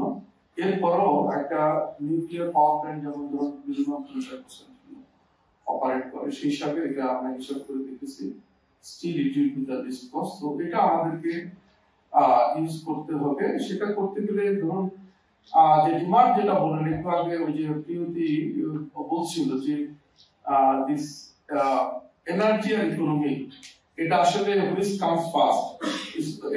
এটা চিকেনের মতো, আমার এনার্জি সাফিসিয়েন্সি থাকলে ইকোনমিক অ্যাক্টিভিটি বাড়বে, আবার ইকোনমিক অ্যাক্টিভিটি বাড়লে এনার্জি নিড বাড়বে। সো আসলে এটা একদম রিলেটেড। আমরা মনে করি যে আমাদের যে ডিমান্ড আসলে আপনারা জানেন যে এখনো কিন্তু ইন্ডাস্ট্রিগুলো কিন্তু এই যে এনার্জি হাঙ্গার যেটা সেটা রয়ে গেছে, আমরা কিন্তু তাদের যে এনার্জি ডিমান্ডটা মিট করতে পারি না।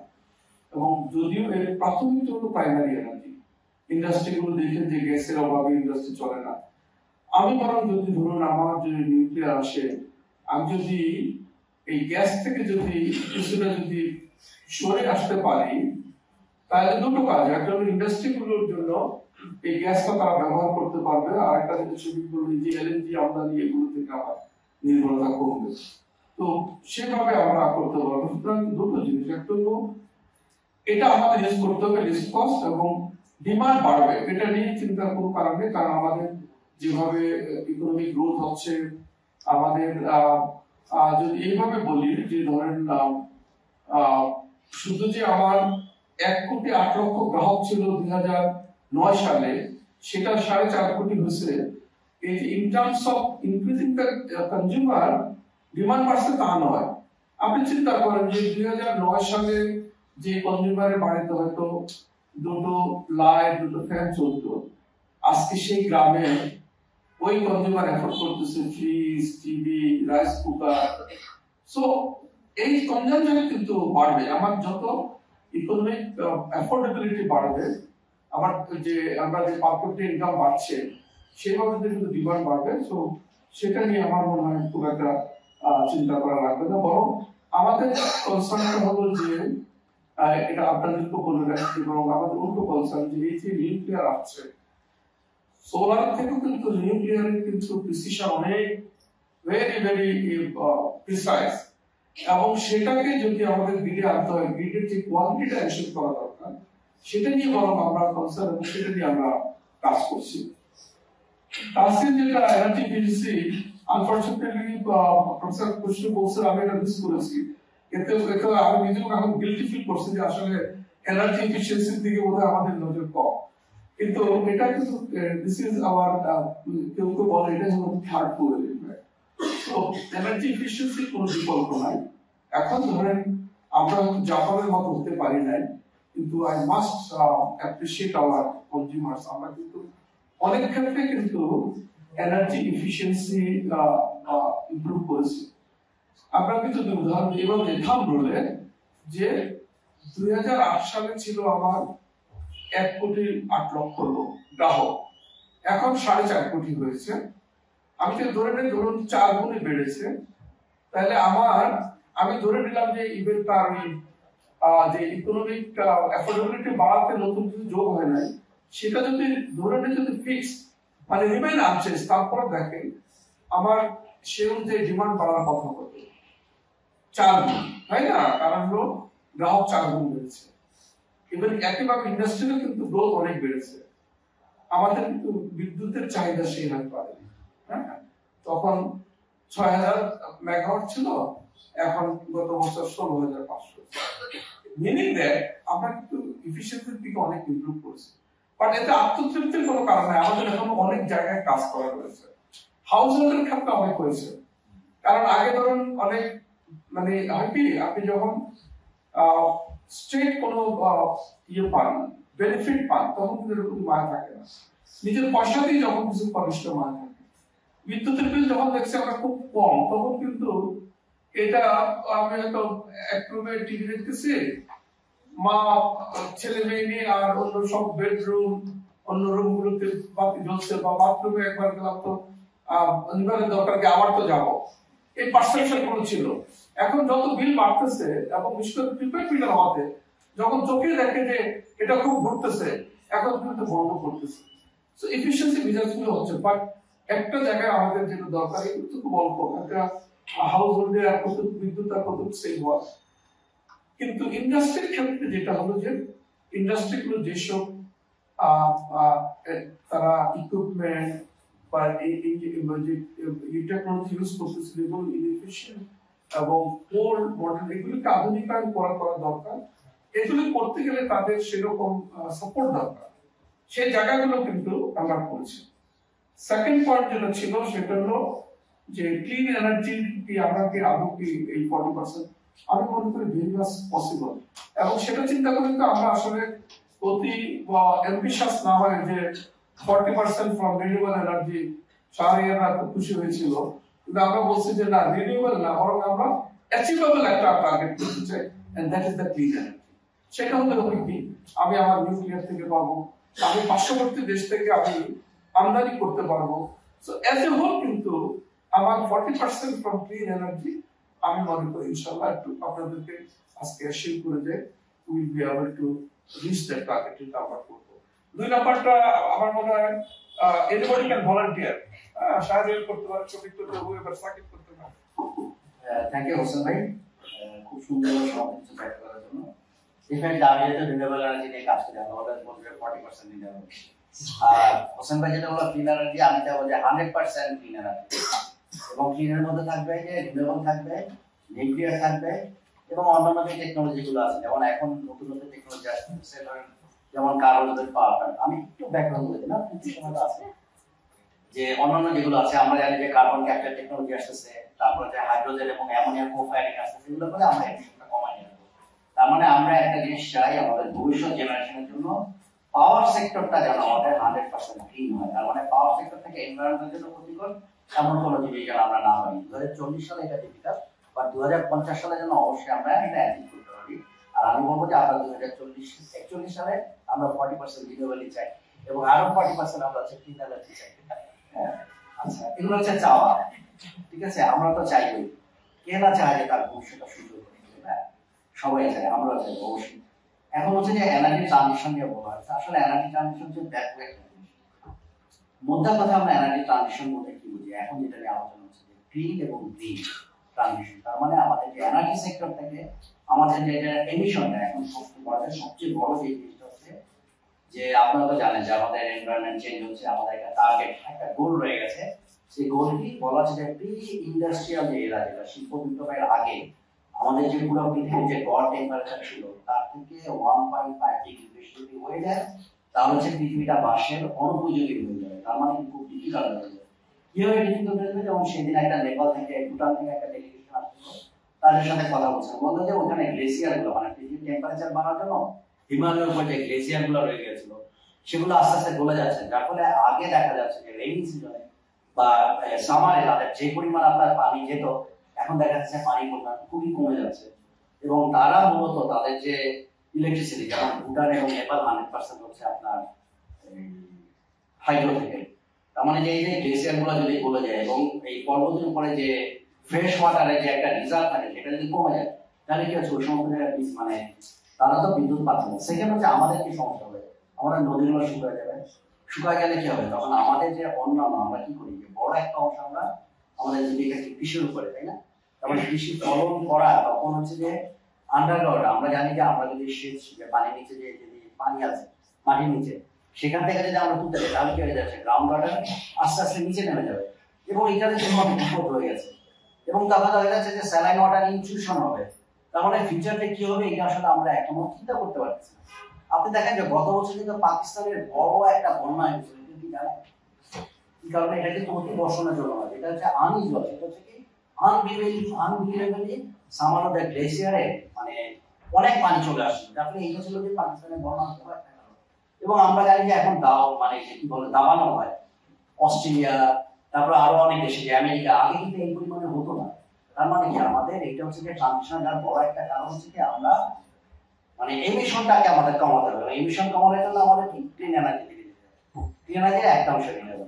আচ্ছা, এটা হচ্ছে একটা। সেকেন্ড, আমাদের মতো দেশের জন্য বড় ইম্পর্টেন্ট হচ্ছে কি, আমাদের হচ্ছে এনার্জি সিকিউরিটি দরকার। কারণ কি? কারণ হচ্ছে যে আপনার বিদ্যুৎ ছাড়া ফিউচার আমাদের সম্ভব না। আমরা যত যাই কিছু বলি, বিদ্যুৎ ছাড়া তাকে সম্ভব না। তার আগে অবশ্যই আমি একটা জিনিস প্রশংসা করে দেবো বাংলাদেশ সরকারকে। আমরা স্পেশালি আমি বলবো যে যতগুলা মানে সাকসেস বিভিন্ন সেক্টর আছে, আমাদের পাওয়ার সেক্টর হচ্ছে বিশাল একটা সাকসেস, এবং তার মধ্যে বড় একটা হচ্ছে যে 100% ইলেকট্রিফিকেশন। এটা কিন্তু চারটিখানি কথা না। এবং আপনার পাওয়ার সেক্টরে আমাদের যে 2008 আমাদের টোটাল যে ক্যাপাসিটি ছিল প্রায় 4,500 থেকে 5,000 মেগাওয়াট, সেখান থেকে আমরা এখন টোটাল নিয়ে আসি আপনার 29,000 মেগাওয়াটে। এটাও কিন্তু চারটিখানি হবে না। এখন অনেক কিছু যে আপনারা যারা পত্রিকায় লেখা দেখতে পারেন কুইন্টাল, তারপরে আপনার ক্যাপাসিটি চার্ট এইসব নিয়ে হয় কি আপনি এই মুহূর্তে সেগুলো আলোচনা করতে পারেন, কিন্তু 2008-9 সালে যখন পাওয়ার সেক্টরে আকার ছিল তখন কিন্তু এগুলো ছাড়া বিকল্প ছিল না। এবং হোসেন ভাইয়ের সাথে আমি একটা সেক্টরে একমত, সেটা হচ্ছে যে আমার যে স্পেশাল যে অ্যাক্ট হয়ে গেছে যে এটা আসলে রিনিউয়েবলের প্রমোশনের জন্য দরকার। আচ্ছা, ট্রানজিশন সম্পর্কে চলে আসো, তাহলে কি আমাদের হচ্ছে ক্লিন এবং গ্রিন এনার্জি ট্রানজিশন গুলো দরকার। এবং আমাদের জন্য ফিউচারে কি হবে ক্লিন এবং গ্রিন এনার্জি ট্রানজিশনটা এইটা হচ্ছে যে আমরা অ্যাচিভ করতে পারবো কিনা। আমি বলবো যে আমরা অ্যাচিভ করতে পারবো না, আমাদেরকে অ্যাচিভ করতে হবে। আসলে আমাদের অন্য কোনো ওয়ে নেই। এখন এটা অ্যাচিভ করার জন্য কি কি করতে হবে সেগুলো হচ্ছে আমাদের জন্য খুব ইম্পর্টেন্ট সহায়ক। যেমন পৃথিবীর অনেকগুলো দেশ আছে যারা কিন্তু 100% রিনিউয়েবল। আমরা এখনো বলি যে অনেকেই বলে যেমন রিনিউয়েবল এনার্জি নিয়ে আমরা কাজ করি। আমি বলছি বাংলাদেশের পার্সপেক্টিভ থেকে প্রেজেন্ট টেকনোলজি অনুযায়ী ফিউচারে কি আসবে আমরা কিন্তু জানি না। 10 বছর পরে অনেক টেকনোলজি চলে আসবে, কিন্তু প্রেজেন্ট টেকনোলজি অনুযায়ী প্রেজেন্ট আপনার আমাদের যে সিনারিও যে রয়ে গেছে আমাদের হাতে, সেটা অনুযায়ী আসলে বাংলাদেশের পক্ষে 100% মানে ক্লিন, গ্রিন এবং রিনিউয়েবল এনার্জি অ্যাচিভ করা খুবই চ্যালেঞ্জিং। এই জন্য আমরা বলি যে 2050 সালে। আচ্ছা, আমাদের কি হবে? যেমন আমাদের গ্যাস কমে যাচ্ছে, রিনিউয়েবল আসবে। রিনিউয়েবলের জন্য বড় একটা জিনিস দরকার, সেখানে হচ্ছে যে আমাদের রিজিওনাল গ্রিড দরকার। যেমন আপনি দেখেন যে নেপাল এবং ভুটান তাদের কিন্তু 100% তারা রিনিউয়েবলে চলে গেছে, তো তাদের যা ক্যাপাসিটি। অন্য সাইডে আবার দেখেন তারা কিন্তু সামারে কি করতেছে, সামারে হচ্ছে যে এনার্জি কিন্তু এক্সপোর্ট করে, কিন্তু আবার উইন্টারে কিন্তু তারা এনার্জি ইম্পোর্ট করে আপনার ইন্ডিয়া থেকে। এবং আমরা চাচ্ছি যে কানেক্টিভিটি বাড়াতে নেপাল বা ভুটান।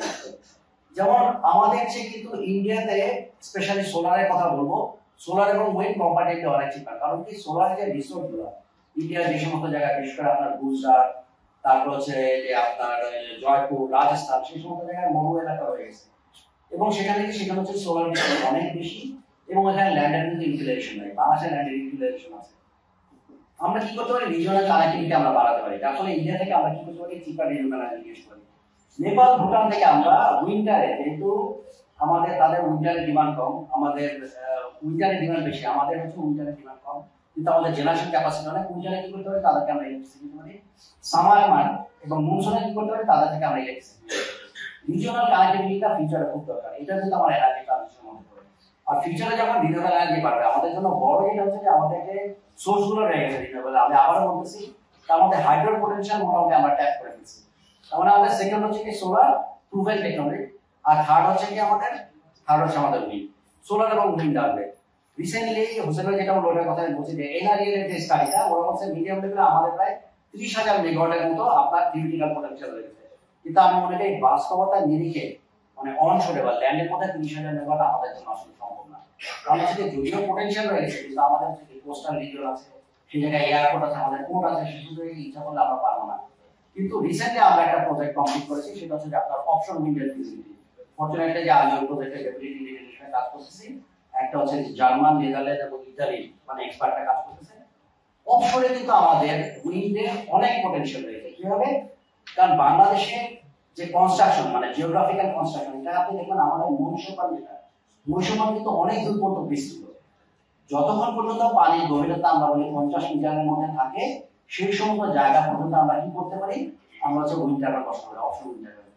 এবং বাংলাদেশের মহিষপালটা হচ্ছে অনেক দূর পর্যন্ত বিস্তৃত এবং দেখা যাচ্ছে যে কিছু কিছু জায়গা আমার কোস্টাল থেকে প্রায় 70 কিলোমিটার সাগরের ভিতরে আমার পানির ডেপথ হচ্ছে মাত্র 50 মিটার।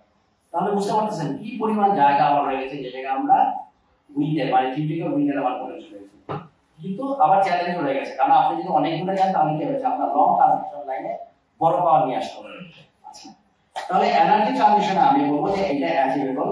আর থার্ড আরেকটা জিনিস হচ্ছে যেহেতু ভেরিয়েবল, কারণ ভেরিয়েবলের জন্য আমাদের যে কোর আইআর বা ইন্ডাস্ট্রিয়াল রেগুলেশন যে প্যারামিটার গুলো বলতে আমরা যেটা বলতেছি আইওটি, তারপরে আপনার কন্ট্রোল সিস্টেম, ইনস্টলেশন, এই জিনিসগুলো অবশ্যই দরকার।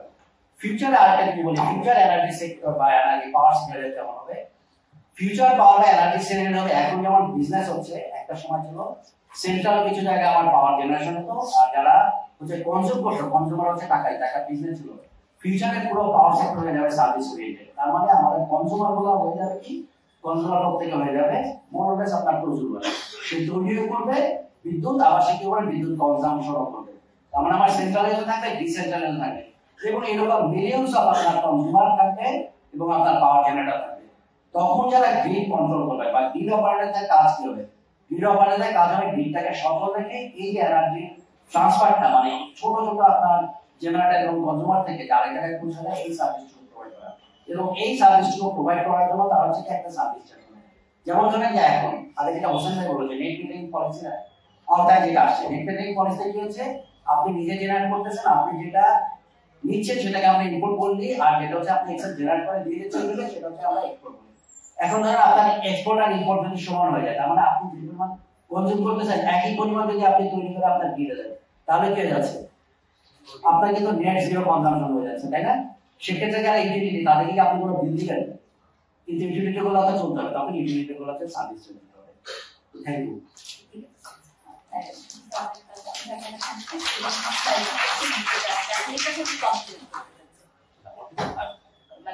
আপনি কি এনার্জি ট্রানজিশনের সাথে কমপ্লিমেন্ট আছে? ঠিক আছে, একটু শর্ট। হ্যাঁ, সো থ্যাংক ইউ। আপনারা খুব ক্লিয়ারলি এক্সপ্লেইন করেছেন। আমি আসলে এনার্জি এফিশিয়েন্সি পার্টটা নিয়ে একটু কভার করতে চাই, ইকোনমিক ডাইমেনশনটাও আছে। সেটা হলো যে গত 3-4 বছর আমরা যদি দেখি, তাহলে কিন্তু আমাদের ইন্ডাস্ট্রিতে গ্যাস যে সাপ্লাই ক্যাপটিভের জন্য এবং টোটাল প্রসেস সেটা কিন্তু বাড়েনি। পার্টিকুলারলি লাস্ট ফিসকাল ইয়ার যে কনজাম্পশনটা হয়েছে বোথ ক্যাপটিভ এবং ইন্ডাস্ট্রিয়াল প্রসেসে, তা প্রিভিয়াস ইয়ারের চেয়ে কম ছিল। আর অন্যদিকে পুরো স্ট্যাটিস্টিক্সে যারা বলছে ইন্ডাস্ট্রির জিডিপিতে কন্ট্রিবিউশন লাস্ট ফিসকাল ইয়ারে বেড়েছে 0.5% থেকে 1%, তারা একটু বেশি। এবং লাস্ট 5-6 ইয়ার্স এর জিডিপিতে ইন্ডাস্ট্রির কন্ট্রিবিউশন প্রায় 2% বা 2.5% বেড়েছে। অন্যদিকে তাদের গ্রিড ইলেকট্রিসিটি কনজাম্পশন সেভাবে বাড়েনি, কিংবা গ্যাস কনজাম্পশন সেভাবে বাড়েনি, কিন্তু গভর্নমেন্ট দিতে পারেনি ডিউ টু মানে আমদানি করতে না পারে। সো এটা কিন্তু একটা ক্লিয়ার ইন্ডিকেশন যে ইন্ডাস্ট্রিয়াল এনার্জি এফিশিয়েন্সি গেইন হয়েছে ডিমান্ড সাইডে। সো এটা স্বীকার করতে হবে। আর আমরা কিন্তু বেসিক্যালি সেই 2009-10 থেকেই বিভিন্ন ইন্ডাস্ট্রিতে এনার্জি অডিট হচ্ছে এবং বিভিন্ন ডেভেলপমেন্ট পার্টনার থেকে প্রোগ্রাম হচ্ছে। সো তার একটা রেজাল্ট হচ্ছে এটা। এবং বাংলাদেশ ব্যাংকের যদিও ফান্ডটা খুবই অপ্রতুল, 200-400 কোটি টাকা, বাট সেটা একটা ইম্প্যাক্ট আছে। আপনারা যদি ফান্ডটা বাংলাদেশ ব্যাংকের গ্রিন রিফাইন্যান্সিং স্কিমকে অ্যানালাইসিস করেন, প্রতি কোয়ার্টারে দেখবেন যে মেজর চাঙ্কটা গেছে হচ্ছে ইন্ডাস্ট্রিয়াল এনার্জি এফিশিয়েন্সি। আর হাউসহোল্ড এনার্জি এফিশিয়েন্সি একদম প্রশ্ন বলেন যে আসলে কিভাবে আমরা অ্যাচিভ করব। সো এই ক্ষেত্রে অ্যাওয়ারনেস রেজিং এর একটা ব্যাপার রয়েছে। কারণ হচ্ছে আমাদের একটু সাপ্রেস ডিমান্ড আছে, আমাদের ইকোনমিক গ্রোথ হচ্ছে। সো ইকোনমিক গ্রোথ হওয়ার সাথে আমি কিন্তু চাইবো একটা নতুন এয়ার কন্ডিশনার কিনতে, আমি কিন্তু চাইবো আদার অ্যাপ্লায়েন্স কিনতে। সো এই জায়গায় অ্যাওয়ারনেস রেজিং একটা বড় ব্যাপার। এবং সেটা থেকেও বেসিক্যালি 2020-21-22 এরকম পিরিয়ডে কিছু অ্যাওয়ারনেস রেজিং ক্যাম্পেইন করেছে, বাট এটাকে আসলে আরো বেশি কন্টিনিউ করতে হবে এবং এটাকে কন্টিনিউয়াসলি মানে কনসিস্টেন্টলি কন্টিনিউ করতে হবে। আমরা যদি ইউরোপিয়ান ইউনিয়ন বা আরো ডেভেলপ কান্ট্রি দেখি, সেখানে কিন্তু অ্যাওয়ারনেস রেজিং ক্যাম্পেইন গুলো চলে, এখনো চলে তাদের মধ্যে ডেভেলপ কান্ট্রি। আর আরেকটা ব্যাপার হচ্ছে এনার্জি স্ট্যান্ডার্ডস এন্ড লেভেলিং একটা রেগুলেশন আছে, এটা একটা অ্যাক্টিভ ভেরি সম্ভবত, সেটা সামনে হয়তো অ্যাপ্রুভ হবে। সেটা হলে যেটা হবে যে বাজারে সাবস্ট্যান্ডার্ড যে অ্যাপ্লায়েন্স গুলো আছে সেটা হয়তো থাকবে না, তখন consumer will have no choice যে তাকে কিন্তু এফিশিয়েন্টটাই কিনতে হবে। সো তখন আসলে কিন্তু এনার্জি এফিশিয়েন্সিটা আরো বেশি ইয়ে হবে, মানে আমরা আরো ডিজায়ার্ড লেভেলে যেতে পারি। আর এখানে আরেকটা ব্যাপার সচেতনতার কারণ হচ্ছে আপনার ইকোনমিক রিবাউন্ড ইফেক্ট আপনারা ভালোই জানেন। সো সেখানে কিন্তু আপনারা যদি দেখেন যে আপনার যদি ওখানে গেইন হয়, সেটা কিন্তু লোকজন মানে আপনার যদি ফুয়েল বাঁচে সেটা কিন্তু লোকজন আসলে সেটাকে সেভ করে না, সেটা কিন্তু অন্য খাতে আবার ব্যয় করে। সেটা যদি এনার্জিতে ব্যয় হয় তাহলে আসলে কিন্তু এনার্জি এফিশিয়েন্সি গেইনটা হয়। সো এই কারণেও অ্যাওয়ারনেস রেজিংটা খুব ইম্পর্টেন্ট।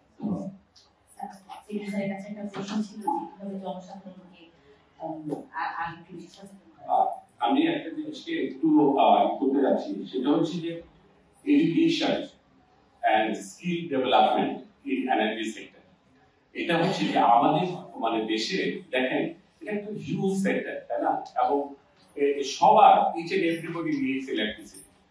এখন আমরা যদি রিনিউয়েবল এনার্জি সত্যি আমরা এই 40% অ্যাচিভ করতে চাই, আমাদের কিন্তু একটা হিউজ রিসোর্স, হিউম্যান রিসোর্স আমাদের দরকার, যেটা কিন্তু আমরা সত্যি সিগনিফিকেন্ট আমরা পিছিয়ে আছি।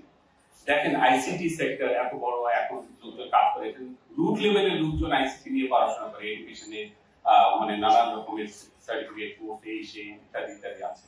কিন্তু দেখেন এনার্জি সেক্টরে কিন্তু বিশেষ করে রিনিউয়েবল এনার্জি সেক্টরে কয়েকটা বিশ্ববিদ্যালয় শুধুমাত্র এগুলো নিয়ে কোর্স কারিকুলাম এবং প্রোগ্রাম চালু করেছে এবং নিচের লেভেলে সেটা নাই। আমি মনে করি যে ব্যাপকভাবে ডিপ্লোমা লেভেল অথবা আরো সার্টিফিকেট লেভেলে এই এনার্জি রিনিউয়েবল এনার্জি এই এডুকেশনটা স্কিলটা কিভাবে বাড়ানো যায় সো দ্যাট হিউম্যান রিসোর্স বাড়বে এবং মানুষের মধ্যে সচেতনতা বাড়বে এবং ছোট ছোট এন্টারপ্রেনার তৈরি হবে। একটা জিনিস মনে রাখবেন, মানে আমি বিশ্বাস করি যে এই সেক্টরে এখানে একেবারে রুট লেভেল পর্যন্ত মাইক্রো এন্টারপ্রেনার তৈরি করা সম্ভব এবং সেটা রিনিউয়েবল এনার্জিতে এবং সেটা করতে হলে এইখানে এডুকেশনে বিশেষ করে skill development education awareness technical know how এটা খুবই দরকার এবং এখানে কিন্তু যথেষ্ট এমফেসাইজ আমি মনে করি সে অর্থে অতটা আমরা দেখছি না, আসছে না এবং সেটা খুব দরকার। আরেকটা জিনিস আমি একটু সোলার রিনিউয়েবল এনার্জির পার্সেন্টেজ আমি একটু কম সময় দেব, সেটা হচ্ছে যে আমরা কিন্তু পাওয়ারের পার্সেন্টেজটা দেখি, এনার্জি হিসাবটা করতে হবে একটা জিনিস। সোলার 1 মেগাওয়াট আর আপনার কোল 1 মেগাওয়াট কিন্তু এক না। আমি যদি বলি 1 মেগাওয়াট সোলার 1 মেগাওয়াট কোল বা গ্যাসের চেয়ে 6 ভাগের 1 ভাগ এনার্জি তৈরি করে, আপনারা কি সেটা জানেন কিনা? অর্থাৎ 1/6 অফ এনার্জি। কয়জন জানেন? হাত তুলে দেখুন। মানে 1 megawatt solar 1 megawatt coal is not the same, মানে they are not the same energy. কারণ সোলার এফেক্টিভলি 4 থেকে 4.5 ঘন্টা সার্ভিস দেয়, তাই না? তো যখন পার্সেন্টেজে হিসাব করি কত পার্সেন্ট আমরা রিনিউয়েবল এনার্জি তৈরি করি, তখন কিন্তু আমাকে এনার্জির হিসাবটা নিতে হবে, তাই না? যে কি পরিমাণ, সেই হিসাবে আমি বলেছিলাম যে আমরা সিগনিফিকেন্টলি কম আমরা প্রডিউস করি এন্ড দ্যাটস দ্য রিয়েলিটি।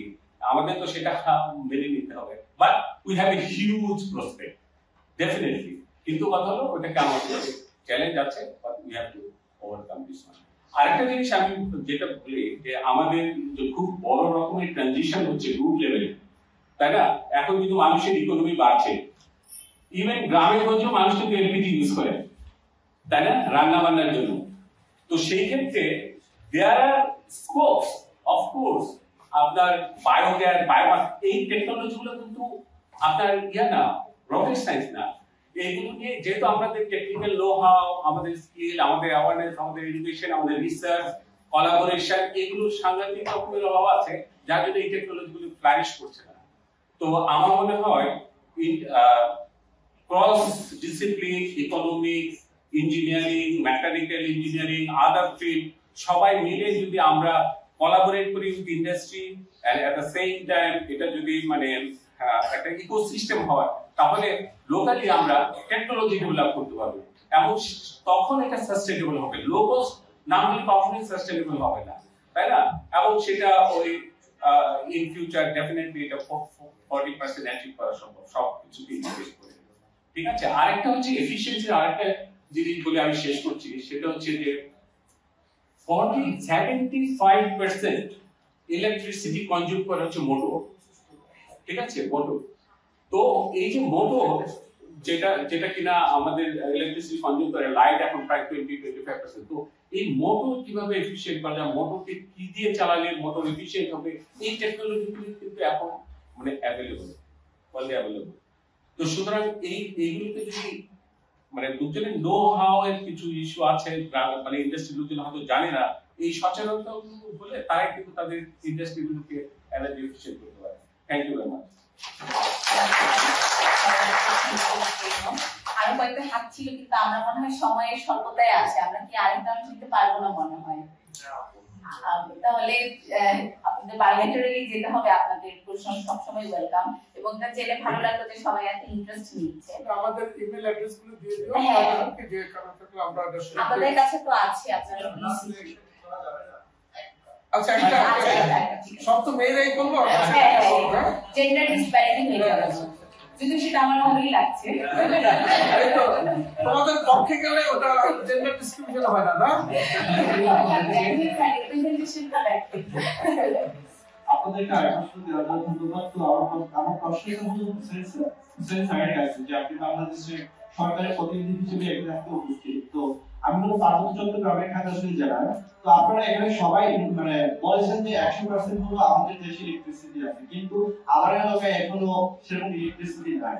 তো ওইখানে শুধু বিদ্যুৎ কিছু আছে, কিন্তু আরেকটা ঘরে এখন আপনার শুধু বিদ্যুৎ পর্যন্ত নাই। অনেকে হলো আপনার কেরোসিন দিয়ে হলো হাইড্রোজেন দিয়ে একটু চলতেছে, আর অনেকে এটা এখন করতে পারতেছে। আপনাদের ইকোনমিক্যালি হলো আমাদের এলাকা অনেকগুলো হলো আপনার করি।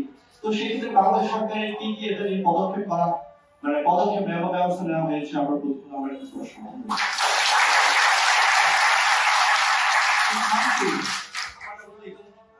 আমার নাম লিটন ত্রিপুরা, এই ডিপার্টমেন্টের সেক্রেটারি। লিটনকে ধন্যবাদ যে এটা একটা ভালো এই তোমার প্রশ্ন করতে পারো, আমাদের সন্তানদের এই কনফিউশনটা দূর করা দরকার। প্রথম কথা হলো যে আমরা 2023 সালে 21শে মার্চ আমরা ঘোষণা করেছি যে এই দেশের সবার ঘরে ঘরে বিদ্যুৎ পৌঁছেছে। Having said that, we didn't say that the grid electricity has reached to everybody. এটা করা হচ্ছে যে গ্রিড অপগ্রিড ডিভিশন, যেমন ধরো চলাঞ্চলগুলো সেগুলোতে অপগ্রিডে করেছি, মিনি গ্রিডে করেছি, খাগড়াছড়ি রাঙ্গামাটিতে সোলার প্যানেল দিয়ে করেছি। তুমি তো ধরো খাগড়াছড়ির কথা বললা বা রাঙ্গামাটির কথা বললা, কারণ এটা আমার গ্রামও কিন্তু এখন একটা ঘর পাওয়া যাবে যার ভিতরে, কারণ এগুলো তো নতুন নতুন করে আবার ঘর বাড়ি হচ্ছে, সেগুলোকে আমরা দিচ্ছি।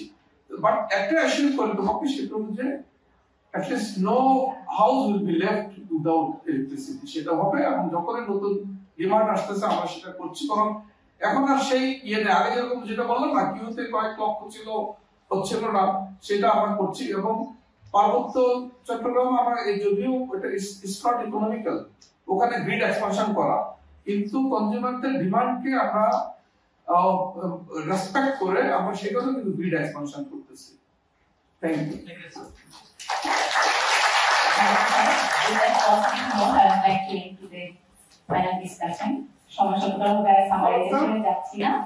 Thank you for your active participation. Thanks to all the panelists for your time.